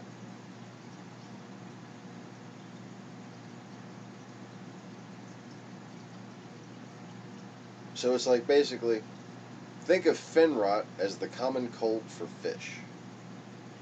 Okay? Or just like your basic flu-like symptoms, you know? If you overheat, you get flu-like symptoms. If you get cold, if you get a chill while you're wet, you know, you can have amplified flu-like symptoms. The same effects on the immune system occur within fish.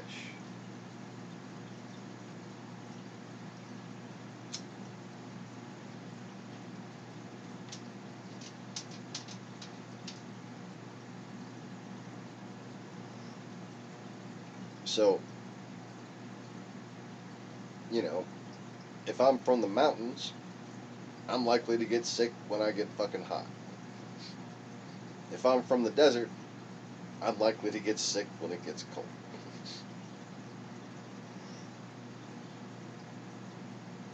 I'm from the mountains and the desert. I just get sick all the time.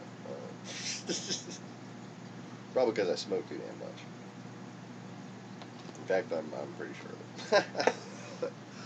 I was really just speaking away.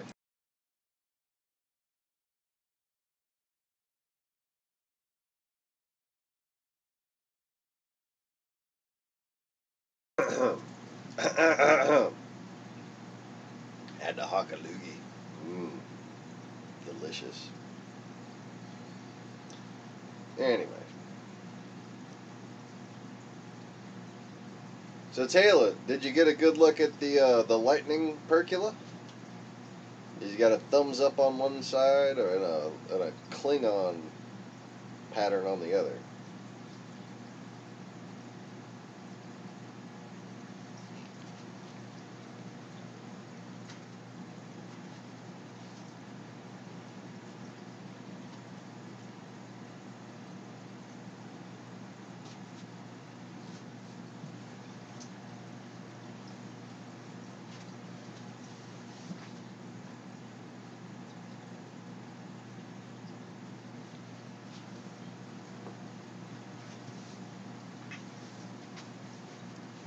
Smudgy or scribbles. I like scribbles. I used to call them smudgy. I just called them lightning for a while. It's not like, you know, lightning, quote unquote. That was the reason I wanted to breed him with the one of the premium Picassos. But as small as he looks, it's kind of hard to believe that he'll ever be fertile male.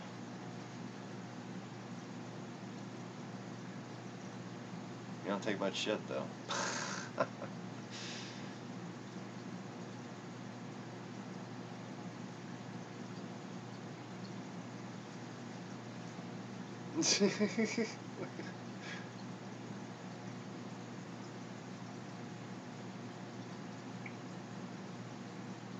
I'm going to zoom it in on the odd chance that he'll actually get in the camera. I'm just going to keep it as far in as I can.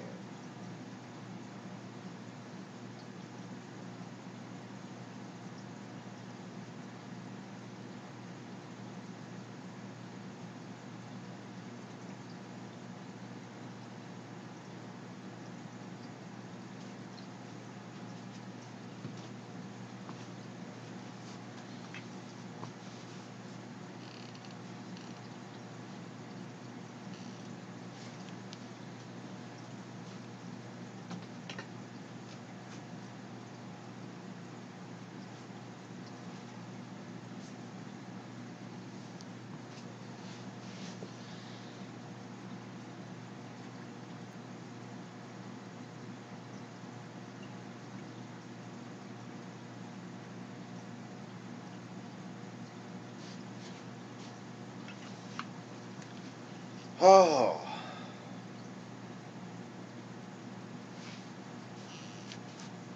So. Hi, Orihime. She looks so gigantic next to all those tiny little micro clownfish. To the person who just snooped on the channel, Hi, feel free to introduce yourself, tell us where you're from. And what you're looking at here is a 20-gallon long SPS reef with, euphyllias and bubble tip anemones and zinnias in the back you can see in the corner there. Oh, they left already. They left already. Did I creep them out? I wasn't being psychic, dude. I could see the number. Fuck. Not that I need the number there. Whoa, whoa, whoa. No, I need the number there. See, if I was that psychic, I would have to have made Marie Laveau tea the other night. And, I'm lazy. I mean, well, I'm not lazy. I'm a Capricorn. But it's kind of lazy.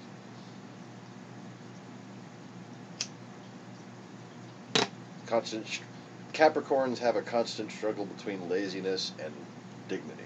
Like, my pride will not allow me to be lazy, but I really want to be lazy. So they always prize their meditative time. Capricorns. Anyway.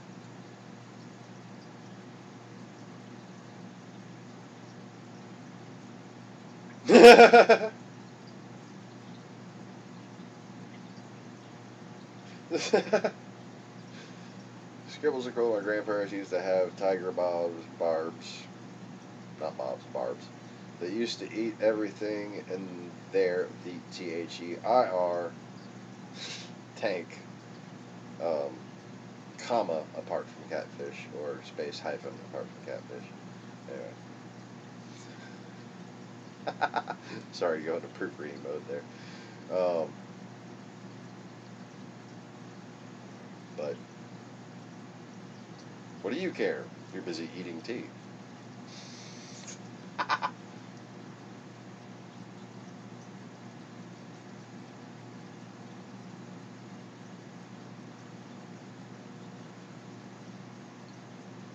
Where'd he go? Scribbles.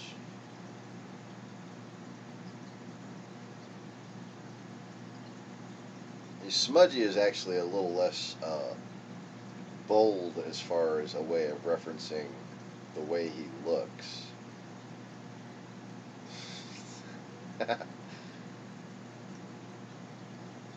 Because there's a scribbled angel.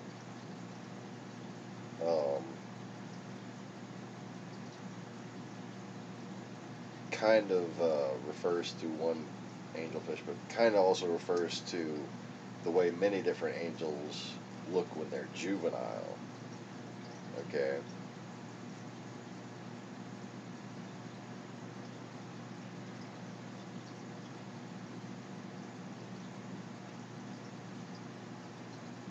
Yes. Eating tea. Having tea. Eating tea.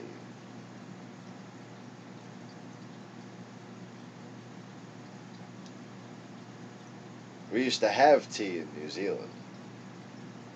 We'd never call it eating tea. Just, trying to help you out there. Aren't I merciful?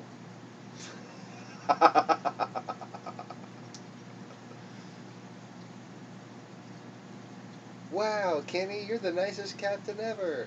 Aren't I?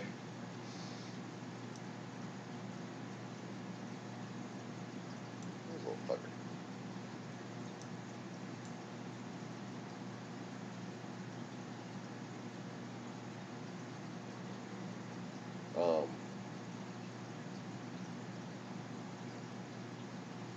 But yes, having tea refers to eating dinner or eating supper. Yeah. Consumption of mass quantities, yes.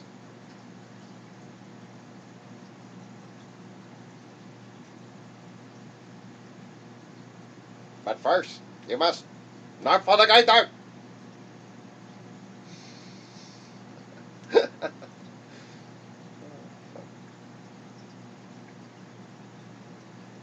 Ah.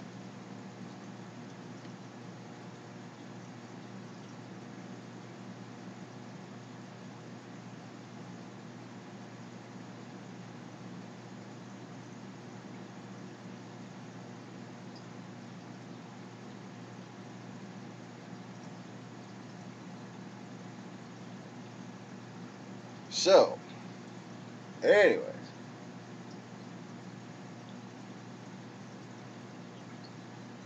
clownfish in general, okay, in the wild, not that common. Really. Not very common at all in the wild. There are very few places in the world you will go and find clownfish. A lot of it's due to overharvesting, but a lot of it's due to just they're not a very prolific species.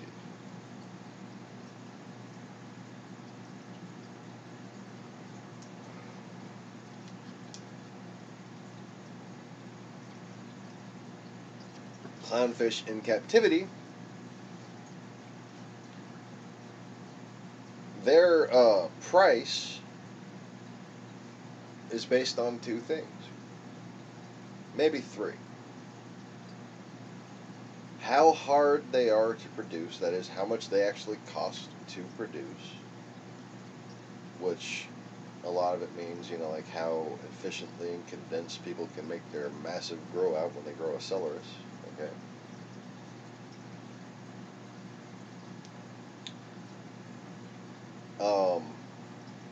Rarity, and that's not just within the breed, among the different breeds of clownfish.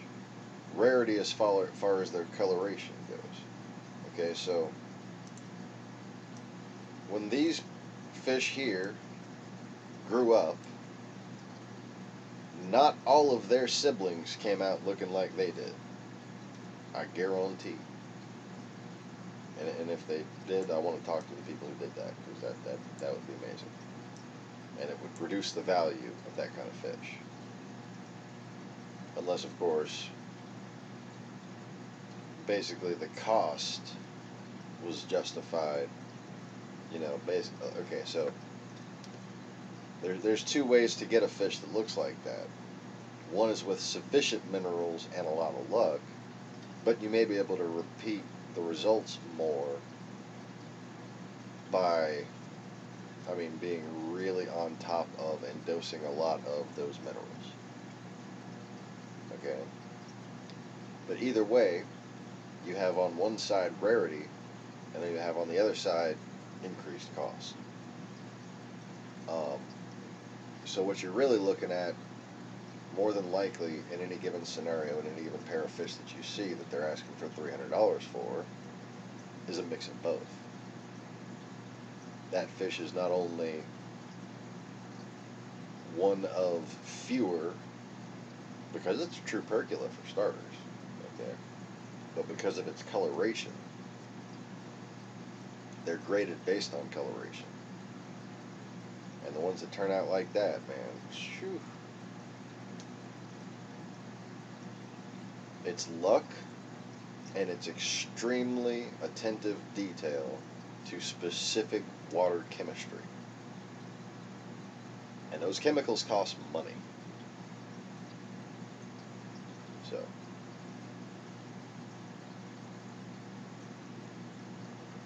now you got things like the lightning maroon. It was new and it was very rare for a while, and they bred a bunch of them. And they got the result to repeat quite successfully.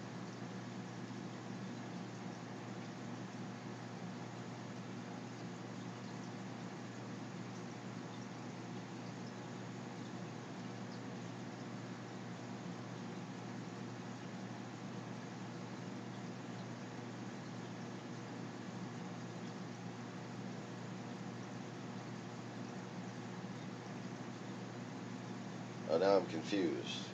It's a man named Taylor? Or is it a lesbian? A lesbian who comments on transgender issues. Not actually that uncommon. Anyway.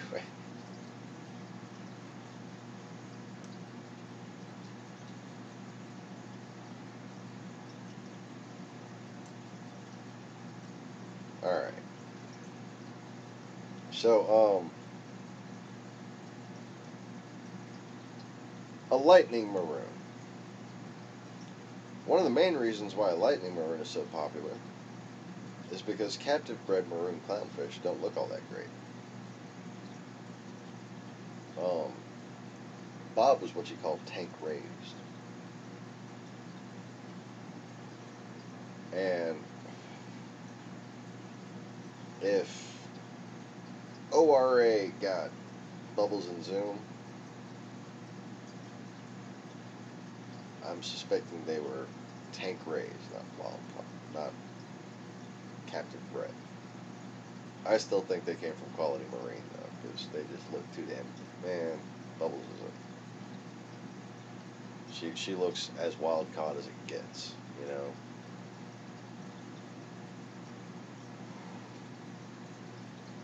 And I've been buying clownfish since before anybody bred them. Okay. I know what they're supposed to look like. I know what they started to look like when people started breeding them in Houston.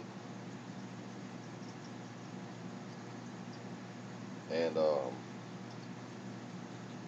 yeah, I think I know what I'm talking about.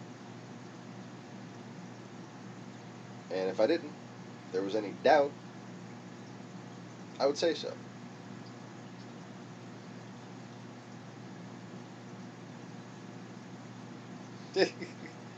Oh, we both did, Max. It took me a second. Like once, yeah. Once she explained. I don't know whether it's a he or she now. Taylor's a girl's name. I thought. Girl on fucking Stargate. Anyways, let's just call him Pat. Hi, Pat. Kidding. I'm kidding.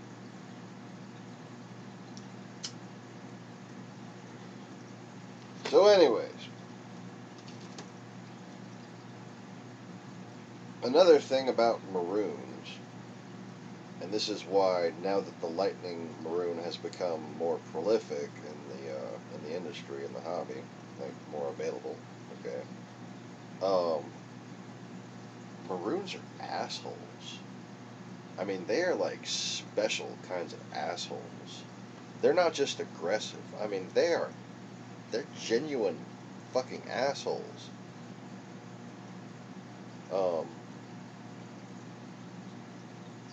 Like, I don't even know what else to say.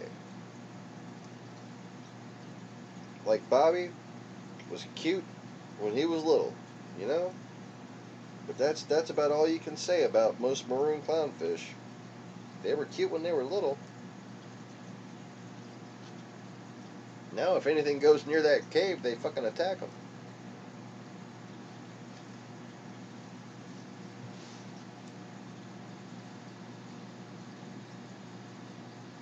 And,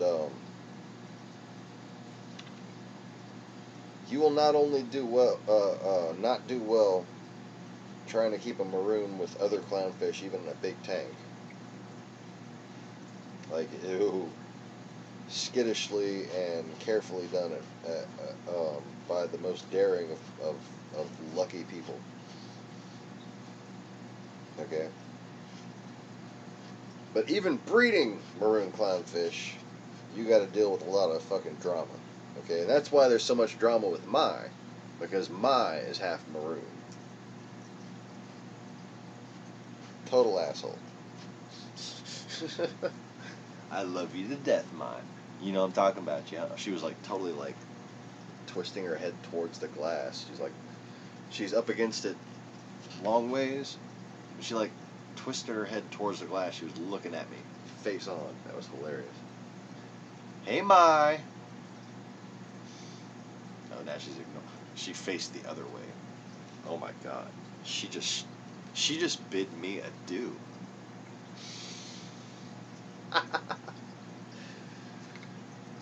Anyways, so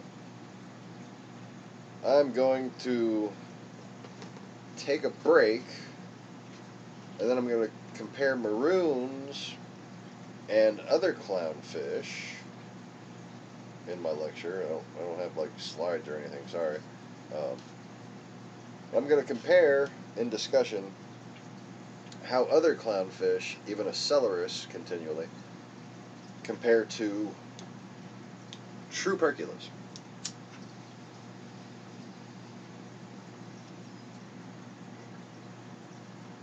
And this includes explaining the distinction between a true percula and a false percula, also known as an amphiperon, a celerus.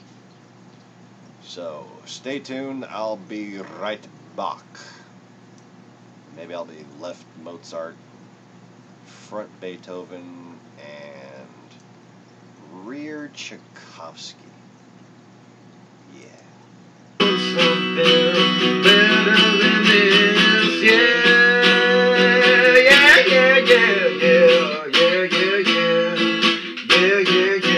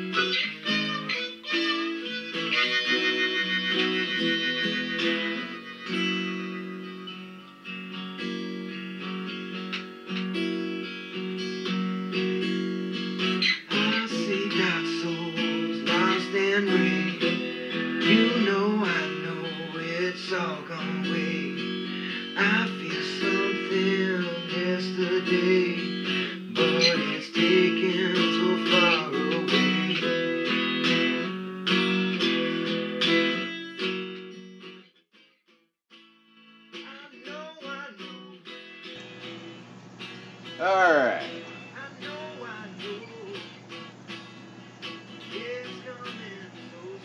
So,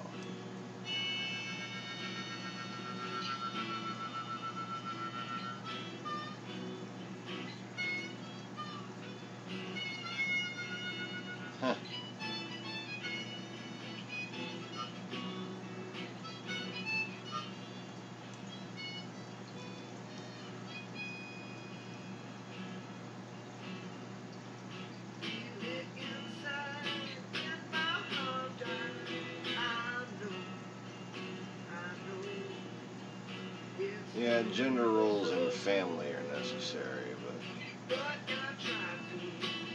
it's kind of, just a greater societal problem. Trauma's families involved.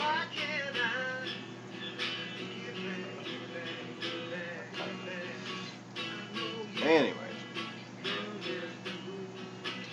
so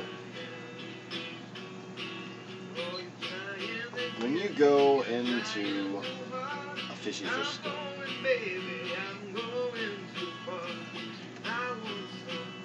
you're going to see a lot of different clownfish, more than likely, or saltwater fish. If you don't see a lot of different clownfish, something's wrong with that fish store.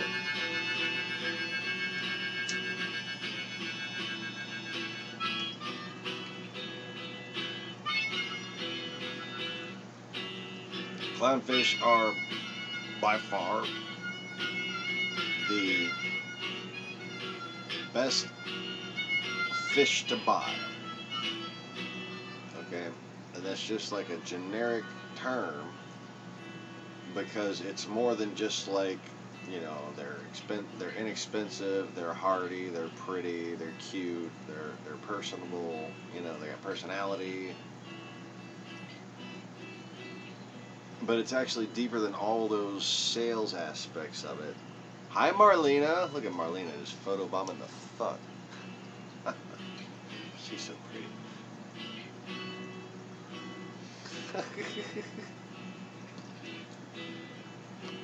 I'm totally distracted now.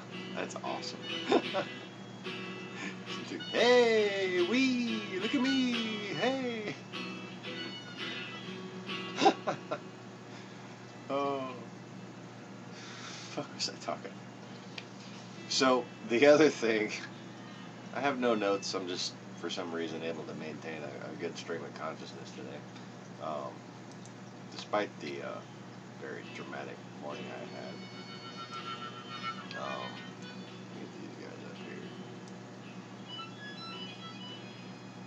I want to see more fish tank.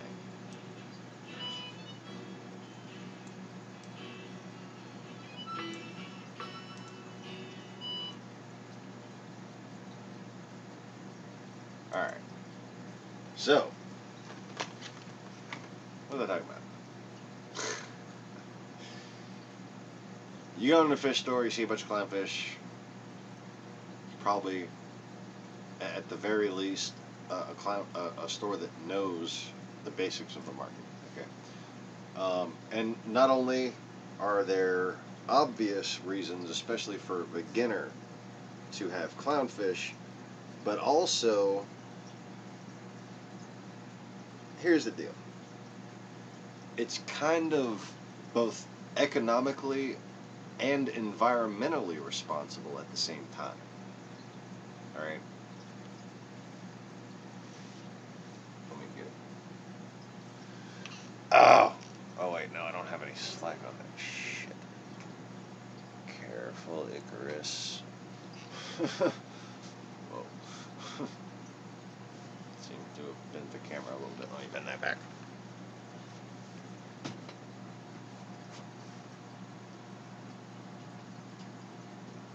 Not even over there anymore anyways. Oh shit.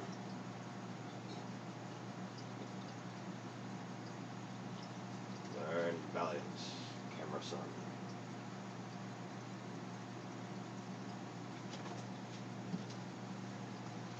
Marlena's like, you took my camera.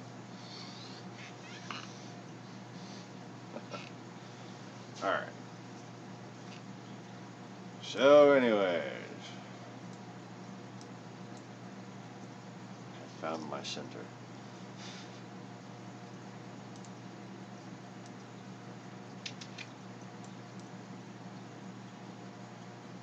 You have not found your center. Oh well, I'll make the chat bigger. Fuck it. You can see through it anyway. You can barely see the chat actually. Huh.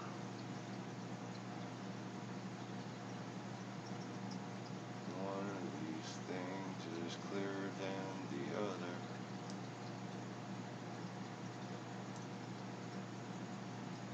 That's a little better in some ways.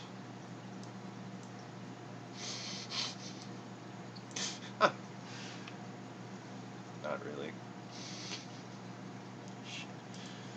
Okay. Not making the chat quite that big.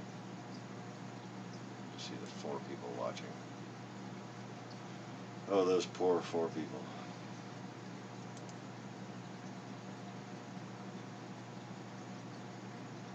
want to.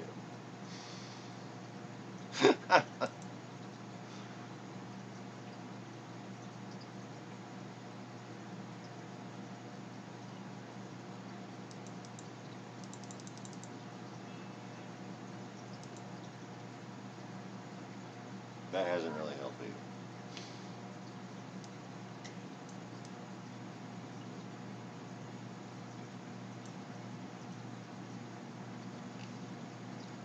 Alright, so I guess it's people with huge screens only gonna be able to see this shit.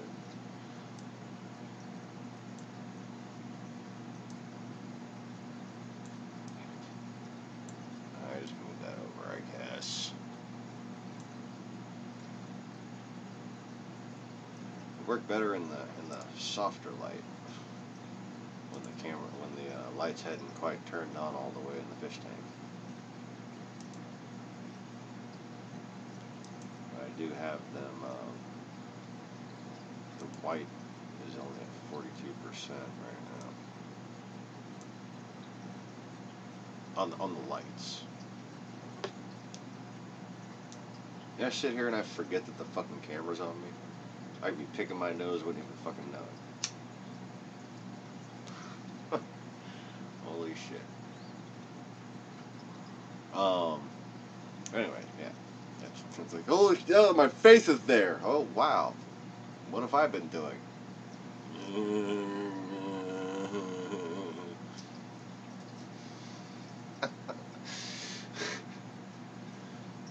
Well, I mean, not that I would really care that much. I would just rather know, you know. Hold on.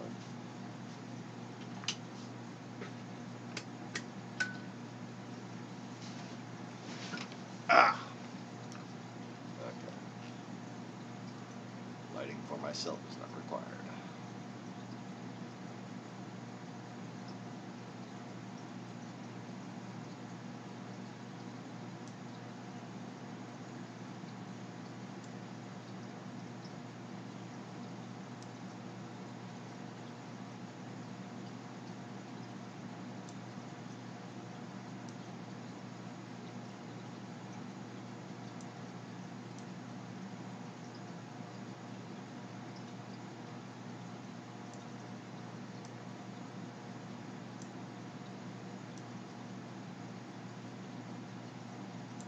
I'm looking at that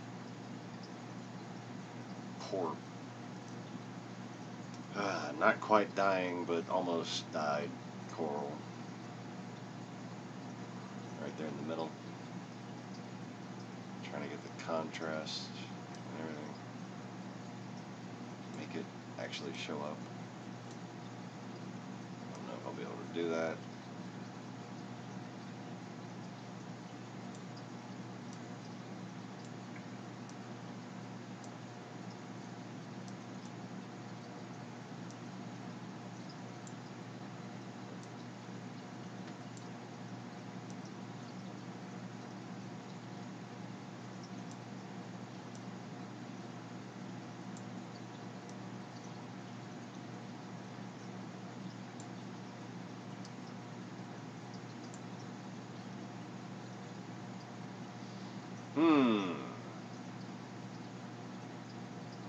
I know this is all too fascinating to watch. I'm sorry, I'm just a little OCD. Just a little OCD. I mean,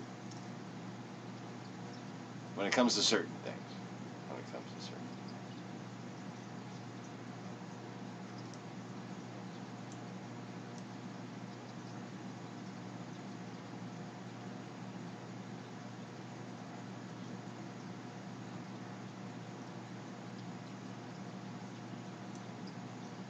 Come here, Orihime.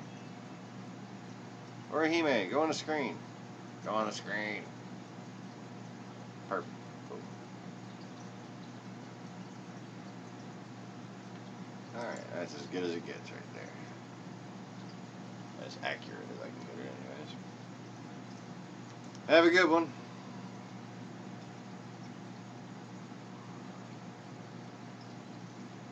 Won't you take me to Booger Town?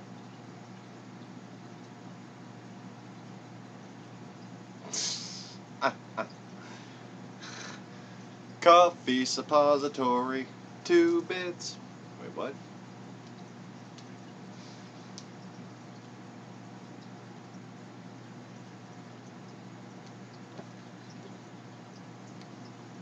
But anyways,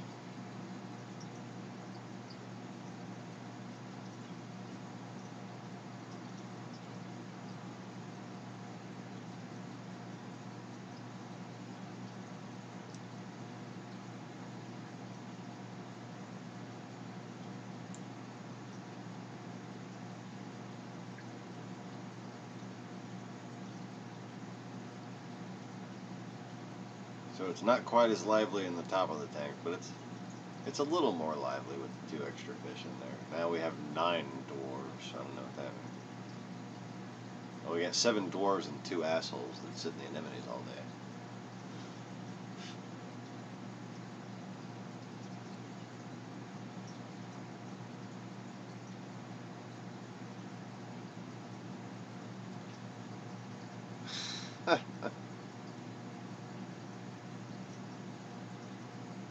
Yes, anyway.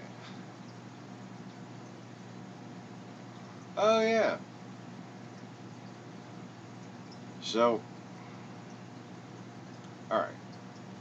Let me just pick up back where I left off. Or pick back up where I left off. Yeah. Words, English. Maybe. Oh god, my neck hurts.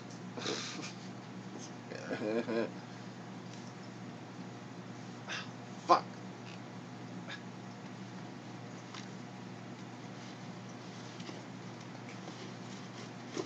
I don't know why I even had, see, just OCD again. Just like I can't think. I had the urge to put the hat on because of that. What the fuck is that?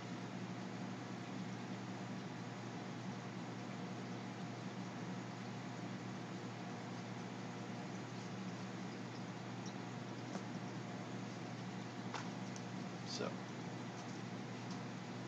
I thought maybe, I'm talking aquarium stuff. I might want to wear my aquarium hat that I got from Magna.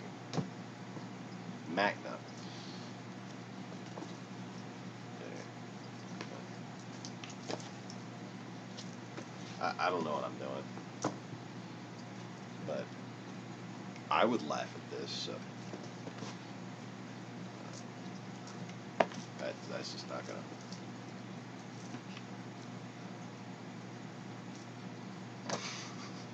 Anyways, this hat doesn't really.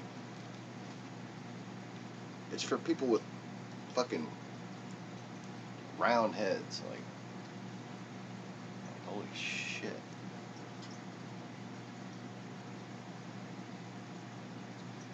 Anyways, and of course, smaller heads than mine.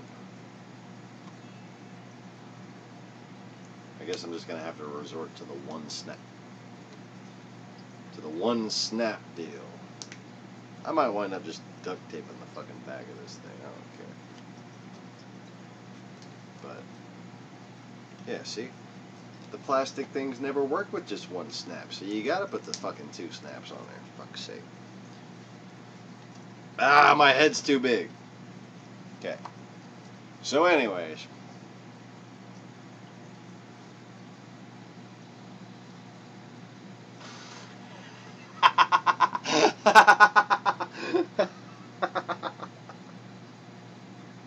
Oh, hold on. I gotta text care of that. I gotta text care of that shit. Where, ow, ah, oh god. Where the fuck is what? Damn it. Okay, I'll text Kira later, I guess. God damn it, that hurts. Okay.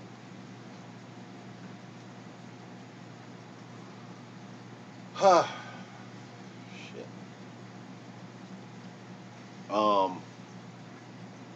So anyway.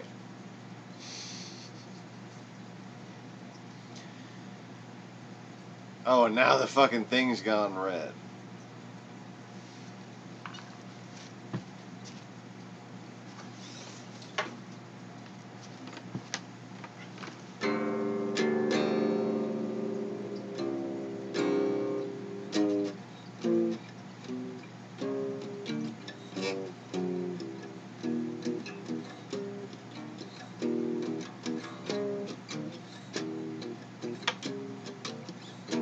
Set free,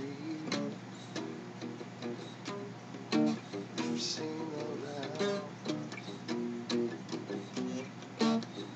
when the red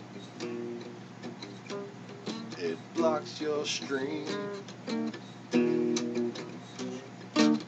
So hold on.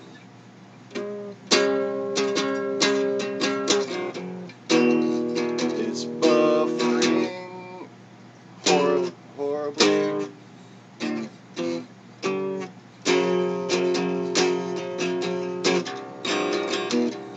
Yeah. I don't know how to play that song. I just kind of winged it by ear.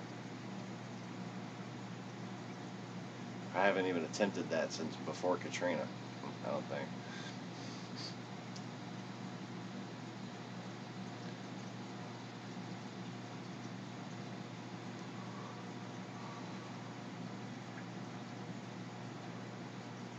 I played the Red Linus song. Okay, I prayed the Red Linus song. Yes. Ow! Fuck, my neck hurts. So anyways, clownfish everywhere, but not a brain to think.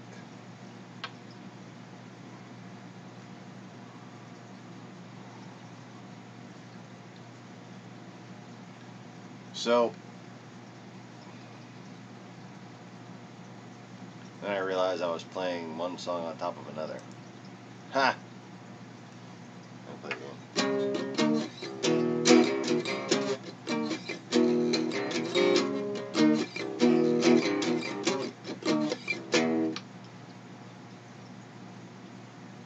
They said stream, get your codex, click start broadcast, let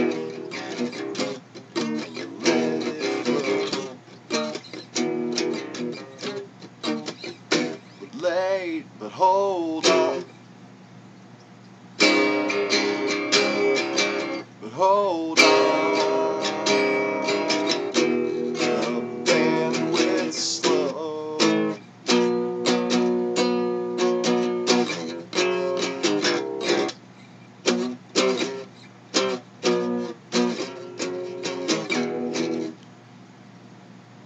When this line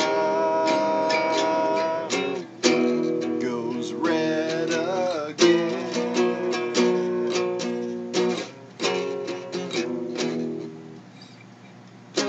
turns red again, turns red again, turns red again. I'm okay. I'm okay. I'm fine.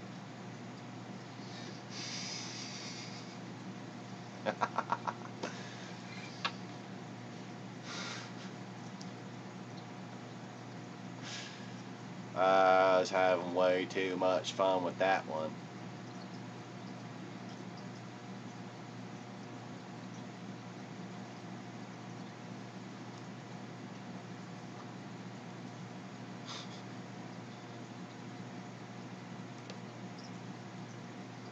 But hold on, the hacking's real.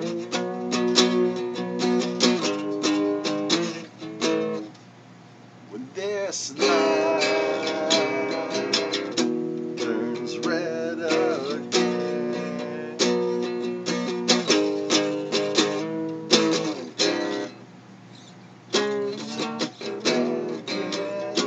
turns red again, turns red again, turns red again, turns red again, turns red again. Nope, I can't do that and like be normal at the same time. I'm sorry. That band, it's a cheater band. Okay, it's kind of like an overproduced band. I really like some of their songs. Don't get me wrong. But you can't have all your shit down in fucking double E, man. You're just cheating.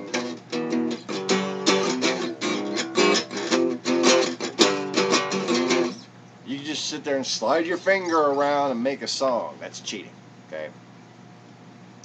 Boom. I have spoken. 3 Days Grace, I think.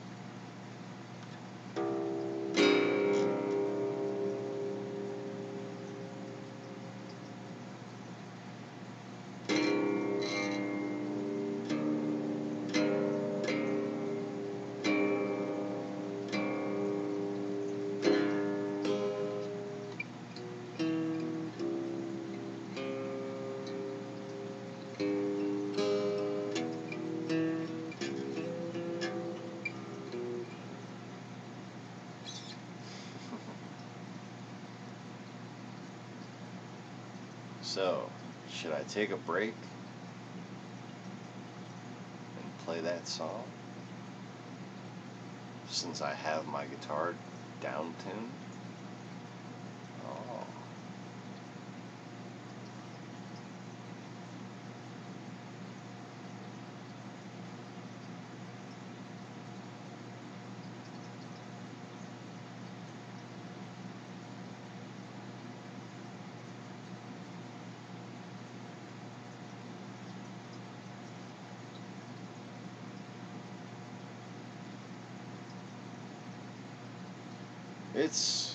It's a good song, like, you know, from Satanists.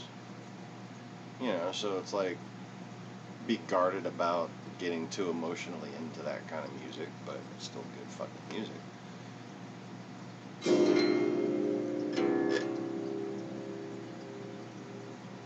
I was gonna play Heart-Shaped Box by Nirvana while I'm done.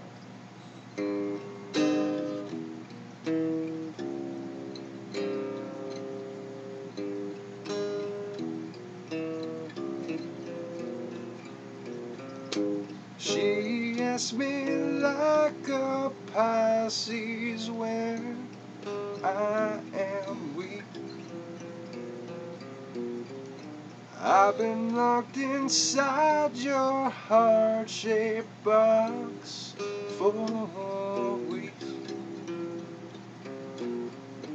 I've been drawn into your magnet of pet trap.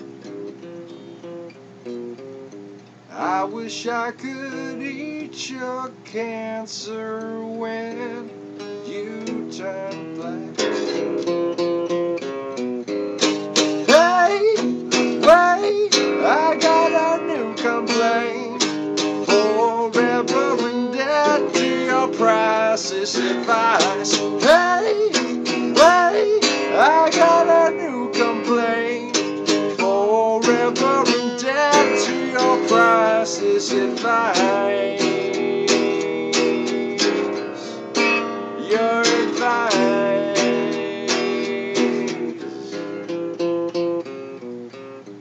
Meat eating orchids forgive no one just yet. Cut myself an angel hair and baby's breath. Broken hymen of your highness I left black. Thrown down your unbalanced canoe so I can climb right back. Hey, wait, I got a new complaint. Forever in debt to your priceless advice. Hey, wait, I got a new complaint. Forever in debt to your priceless advice. Hey, wait, I got a new complaint.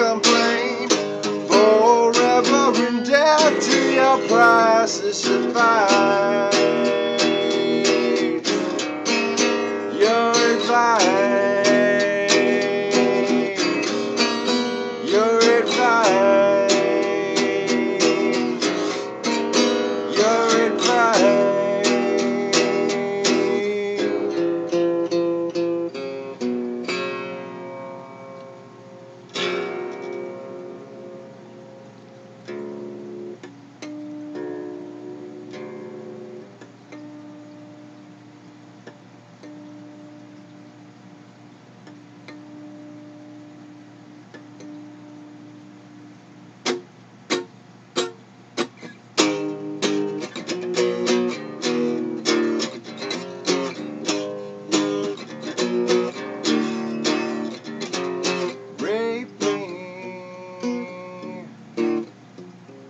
Rape me again.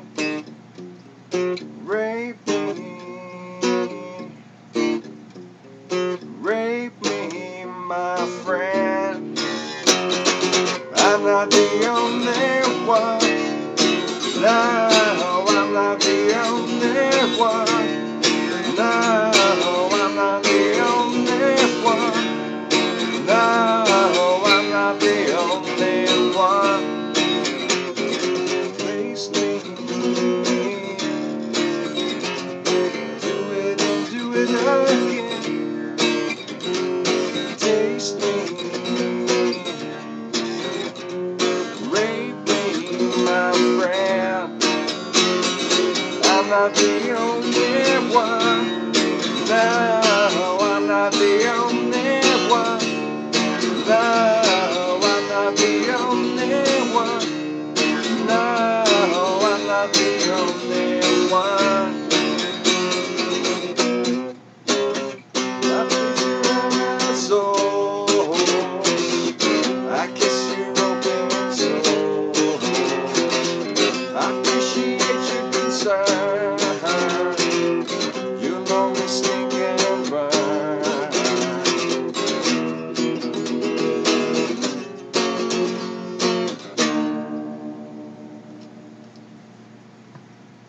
Rape me, my friend.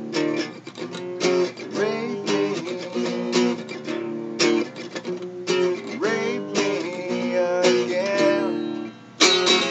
I'm not the only one.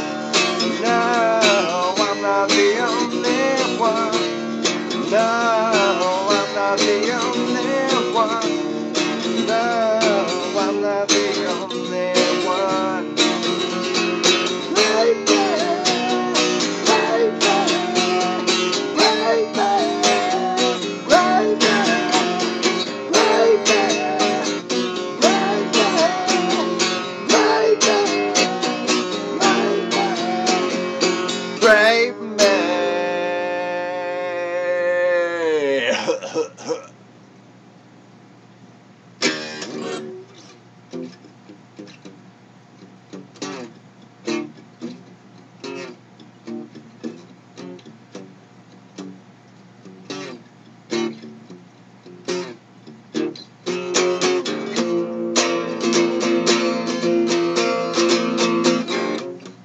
It's so relieving to know that you're leaving as soon as you get paid. It's so relaxing to hear that you're asking whenever you get your way. It's so soothing to know that you sue me. It's starting to sound the same. I miss the comfort in the inside. I miss the comfort in the inside.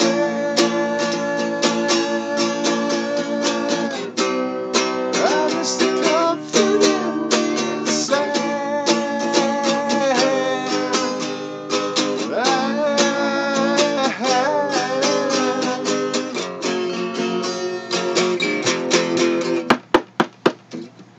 Here false witness. I hope you're still with us to see if they float or drown. Our favorite patient, a display of patience, disease-covered budget sound. Scumbag fire, burn all the liars, leave a blanket of ash on the ground. I miss the comfort in the inside.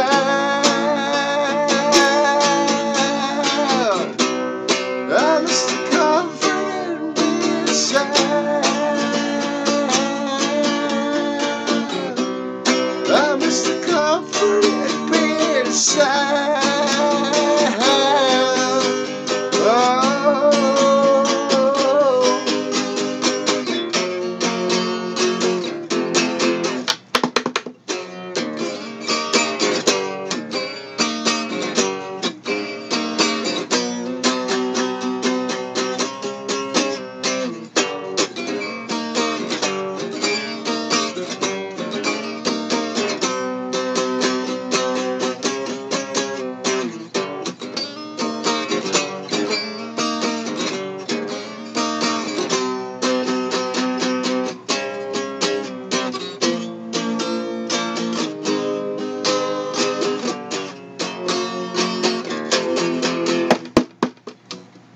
Yes, it's relieving to know that you're leaving as soon as you get back.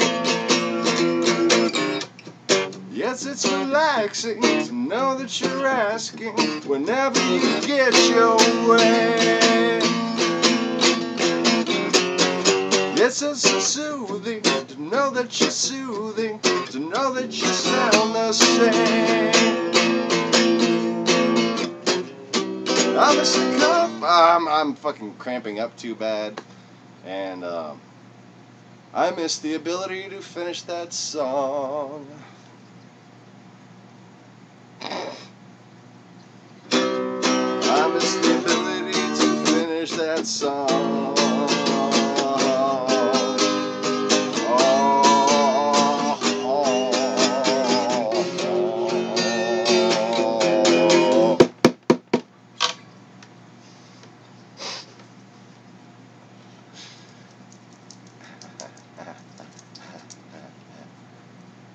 Hey there.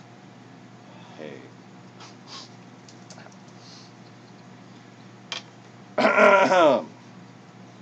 Mount Wanahakalugi.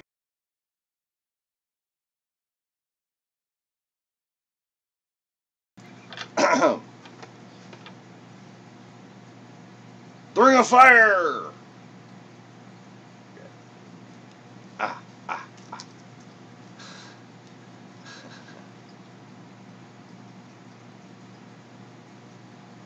Yeah, that song, like, it not only hurts to play, but it hurts to sing. It's like a whole step above the top of my register, you know. So I literally can't sing it without sounding like Kurt Cobain, because my voice cracks out about, I don't know, halfway through the second attempt of the chorus. Oh. Yeah. But it's like it's a really enjoyable song to play on the guitar too.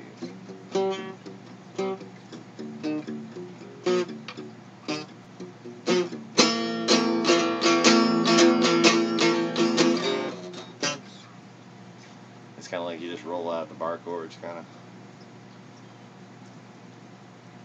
of bass pluck the bar chords. Yeah. I think Kurt Cobain must have started playing bass, if I could analyze the way he writes music. Or maybe he like did a lot of songwriting on a bass. I don't know. Anyways, I wasn't one of them people that read about musicians. Okay, so if I didn't hear it from my friend Jay, who cared,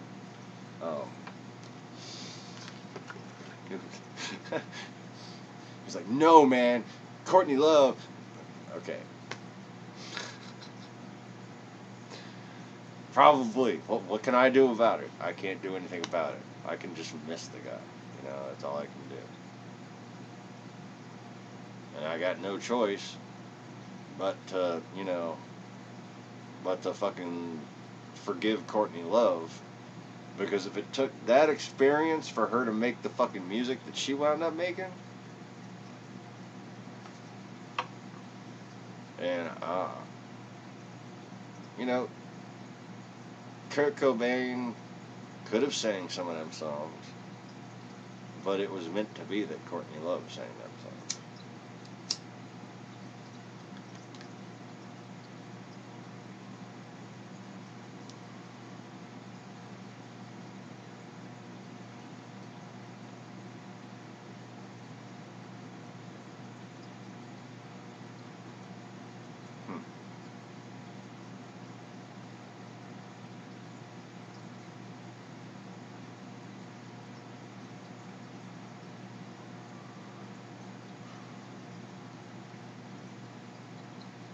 Yeah, well, that use of the major third and the tone that creates, as good of a songwriter as Kurt Cobain is, he did not make that, and not in punk or grunge or alternative or what do you want to call it.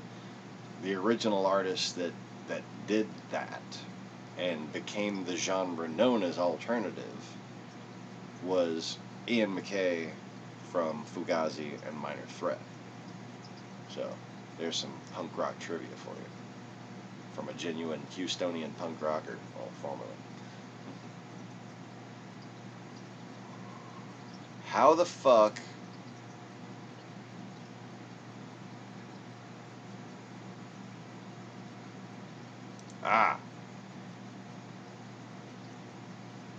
thought I'd banned that fucker already.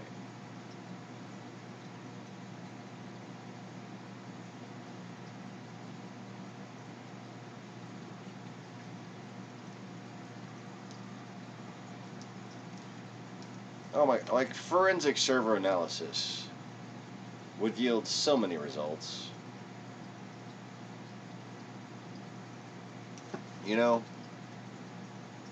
So many results to financial connections, Max, right?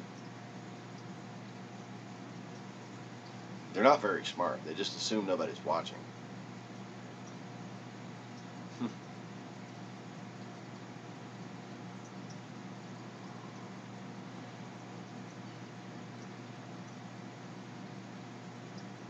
Meat puppets. Yeah, their jams together were awesome. I'd only got to hear like some Meat Puppets by themselves a couple times.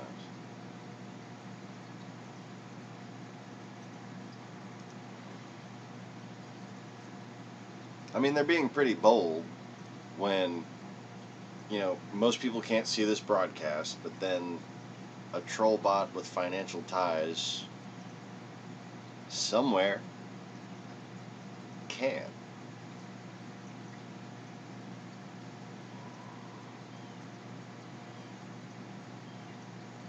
Sorry, I didn't mean to use Elder Spirit voice when I said somewhere. Which that was interesting sounding.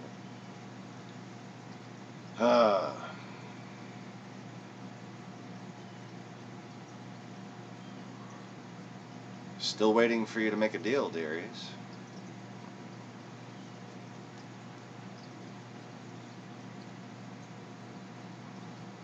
Anyway.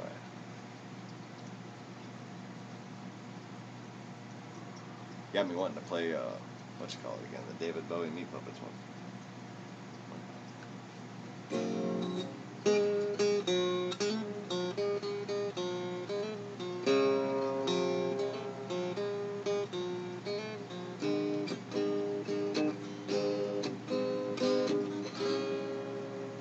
We passed upon the stairs.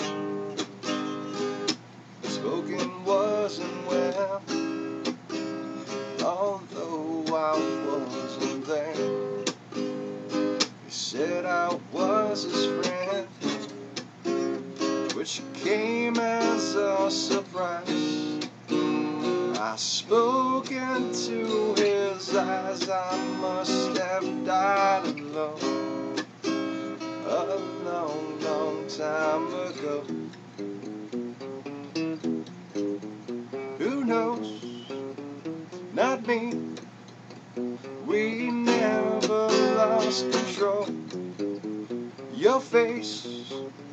to face with the man who sold the world.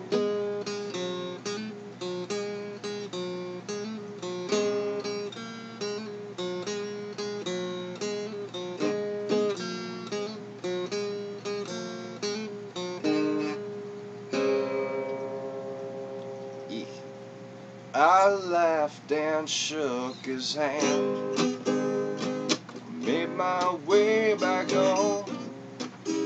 I searched the foreign lands, years and years I roamed. I gazed and gazed and stared.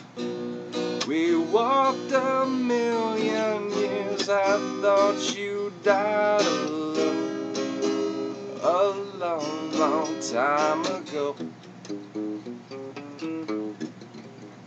Who knows? Not me. We never lost control. Your face to face with the man who sold the world.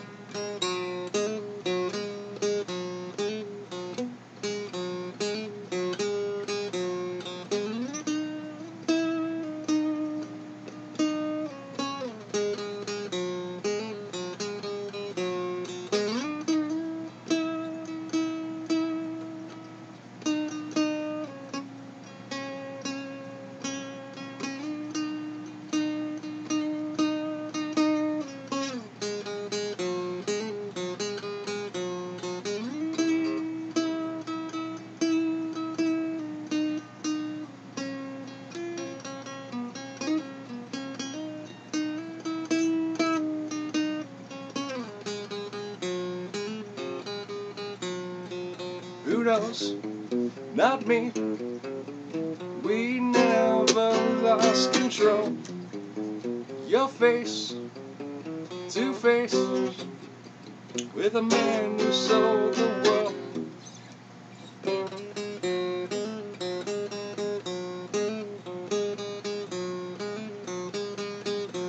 Who knows?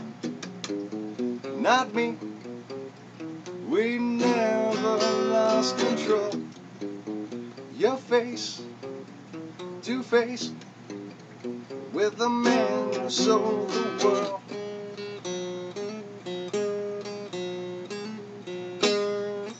I kind of messed up the middle thing, and then I wanted to do it at the end, and bleh.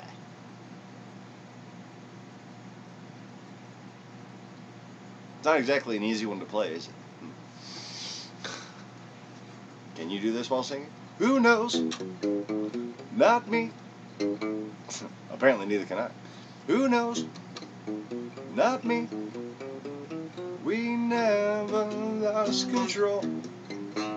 We'll face to face with the man who sold the world.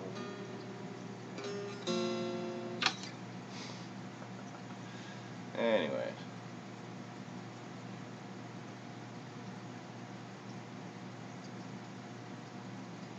Huh.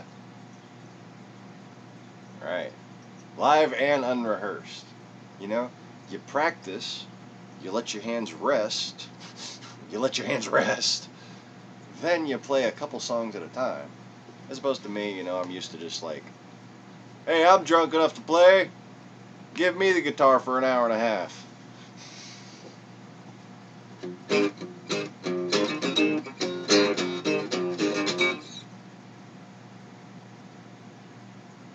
Fuck it, why not?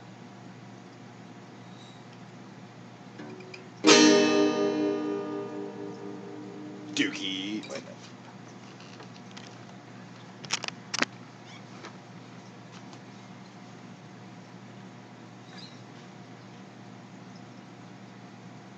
Day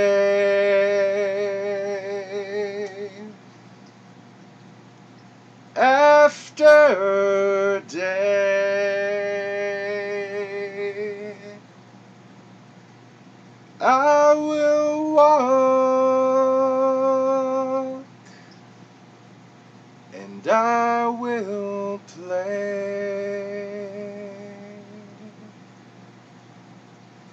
But the day after today, I will sigh, and I will stop.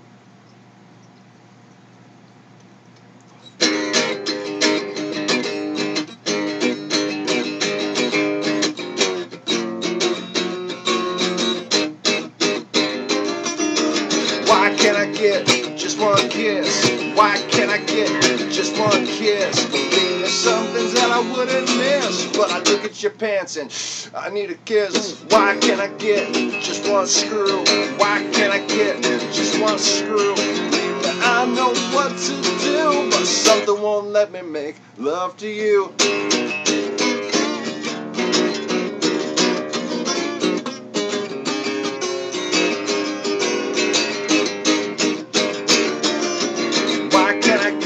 Just one fuck.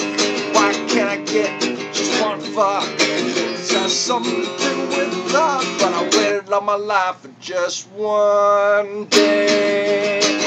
After day, I get angry, and I will say that the day it's in my sight when I think about say goodnight, goodnight. Roll down the kitchen at the top of the stairs. Can I mix in with your affairs? Share a smoke, make a joke. A brass man reaching for a leg of hope. I say words that memorize, words hypnotize, words make a mouse exercise. Words I could say for magic prize, but I can say when I'm in your thighs. Say mo, my mother. I love to love you, lover. City is restless, it's ready to pounce. Don't you in your bedroom, ounce for ounce, say mo, my mother. I love to love you, lover. City is restless, it's ready to pounce. Don't you in your bedroom, ounce for ounce.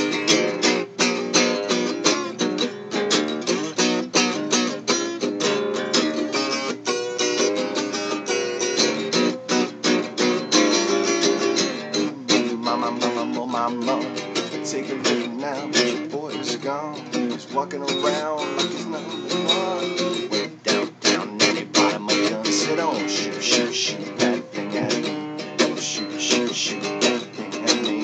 You know you got my sympathy. Don't shoot, shoot, shoot that thing at me. Well, don't shoot, shoot, shoot that thing at me. Don't shoot, shoot, shoot that thing at me. You know you got my sympathy. Don't shoot, shoot, shoot that thing at me.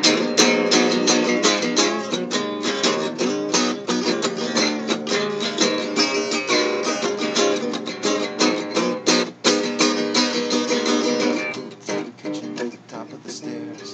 Can I mix in with your affairs? Share a smoke, make a joke. I got a rest, I'm reaching for a leg of hope. I say words to memorize, words hypnotize, words I can say for magic prize. Words I can say in your life. I can say when I'm in your eyes. I said, oh, my. Take a look now, your boy is gone. He's walking around, he's number one. He's way downtown, anybody but mo, my mother. I love to love you, lover. City's restless, it's ready to pounce. Don't chill in your bedroom, ounce for ounce and more. My mother. I love to love you, lover. City's restless, it's ready to pounce. Don't chill in your bedroom, ounce for ounce. And the do, decisions you make, things you lose, things you take. I guess you about ready to cut it off. I said, oh, wait a minute, hon, I wanna add it up. Said, add it up, add it up. I said, I'll add it up, oh, add it up, add it up, add it up. Oh, my day after day, I get angry, and I will say that the day it's in my sight when I think about to say good night. Good night. Good night.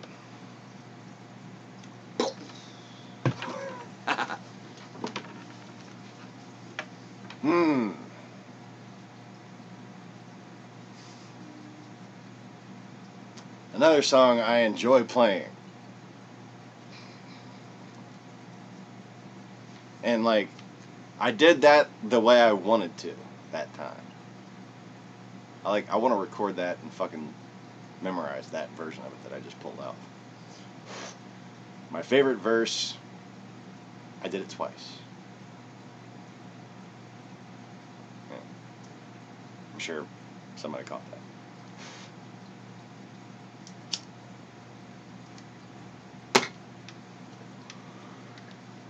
Yeah.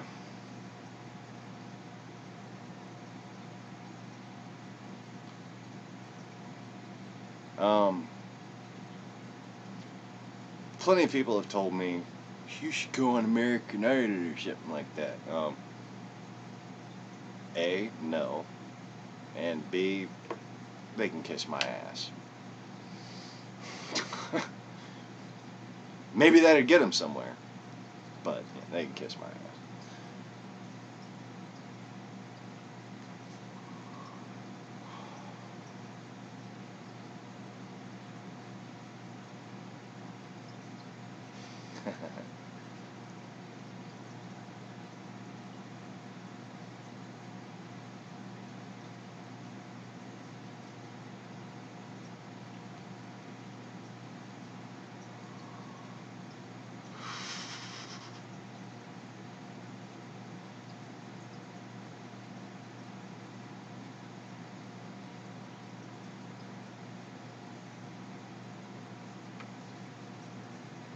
When I play the music, I hear the music. So, like, I got the whole band playing in my fucking head, you know? Kind of weird.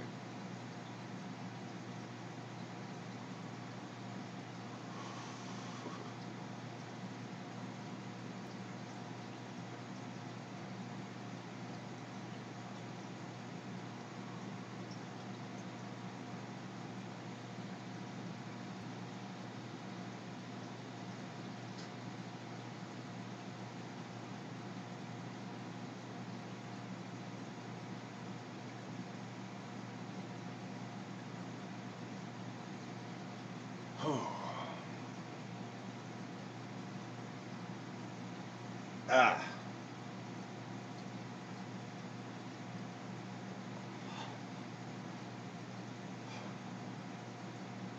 My neck does not want to change direction.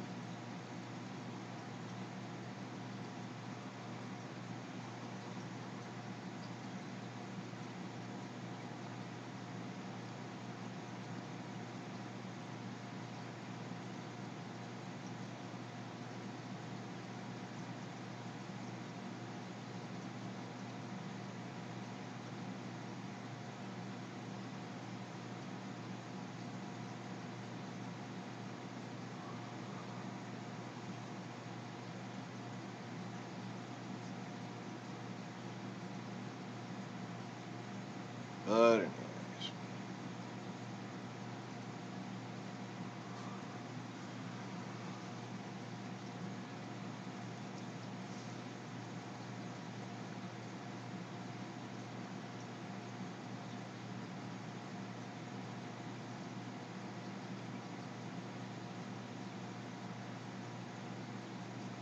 I'm thinking about trying to spawn mandarins. Just for the heck of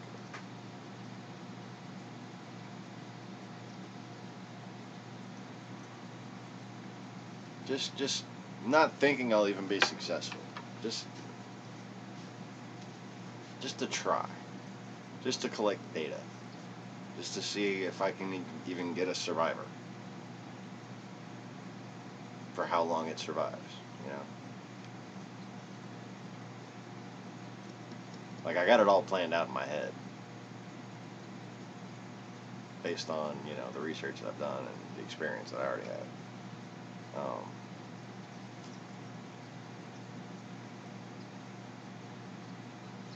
The only thing really stopping me is the place that I would try to spawn them it's not going to be easy to get one of them out if I need to break it up, if they don't get along. You know, if I introduce them and it doesn't go well. Anyways.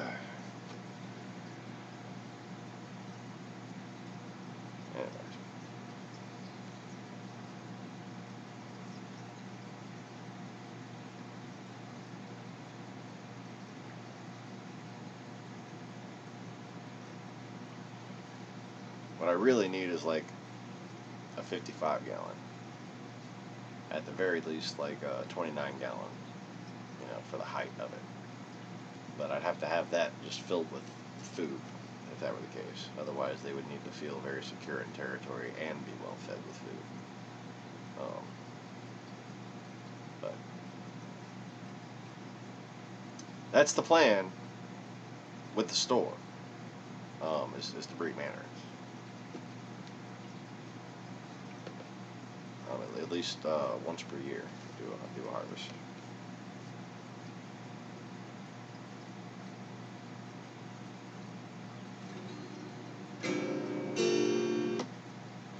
Okay. I still want to play the guitar, but I'm getting hungry and tired. And yeah, it'd be all human and shit.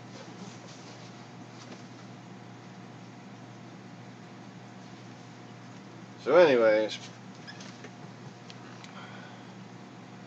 I'm going to call it a broadcast here, folks. And thanks for those who are watching while it was live. And thanks for those who participated in the chatsy, commentsy things. And thanks for hanging out as always, Maximo. And say goodbye to the fishes. Bye-bye, fishes. I'm still in kind of a goofy mood, but I'm definitely winding down a bit. Anyways, thanks again, everybody. Appreciate you joining me, and I'll probably be on again tonight. So check around midnight, and I'll see you some more. Click the like button and check your subscription. Make sure you are subscribed. If you're already a subscriber, your subscription may disappear. Maximo's disappeared the other day. Just a couple days ago. Maximo's fucking disappeared. Check your subscription. Go and find the early videos.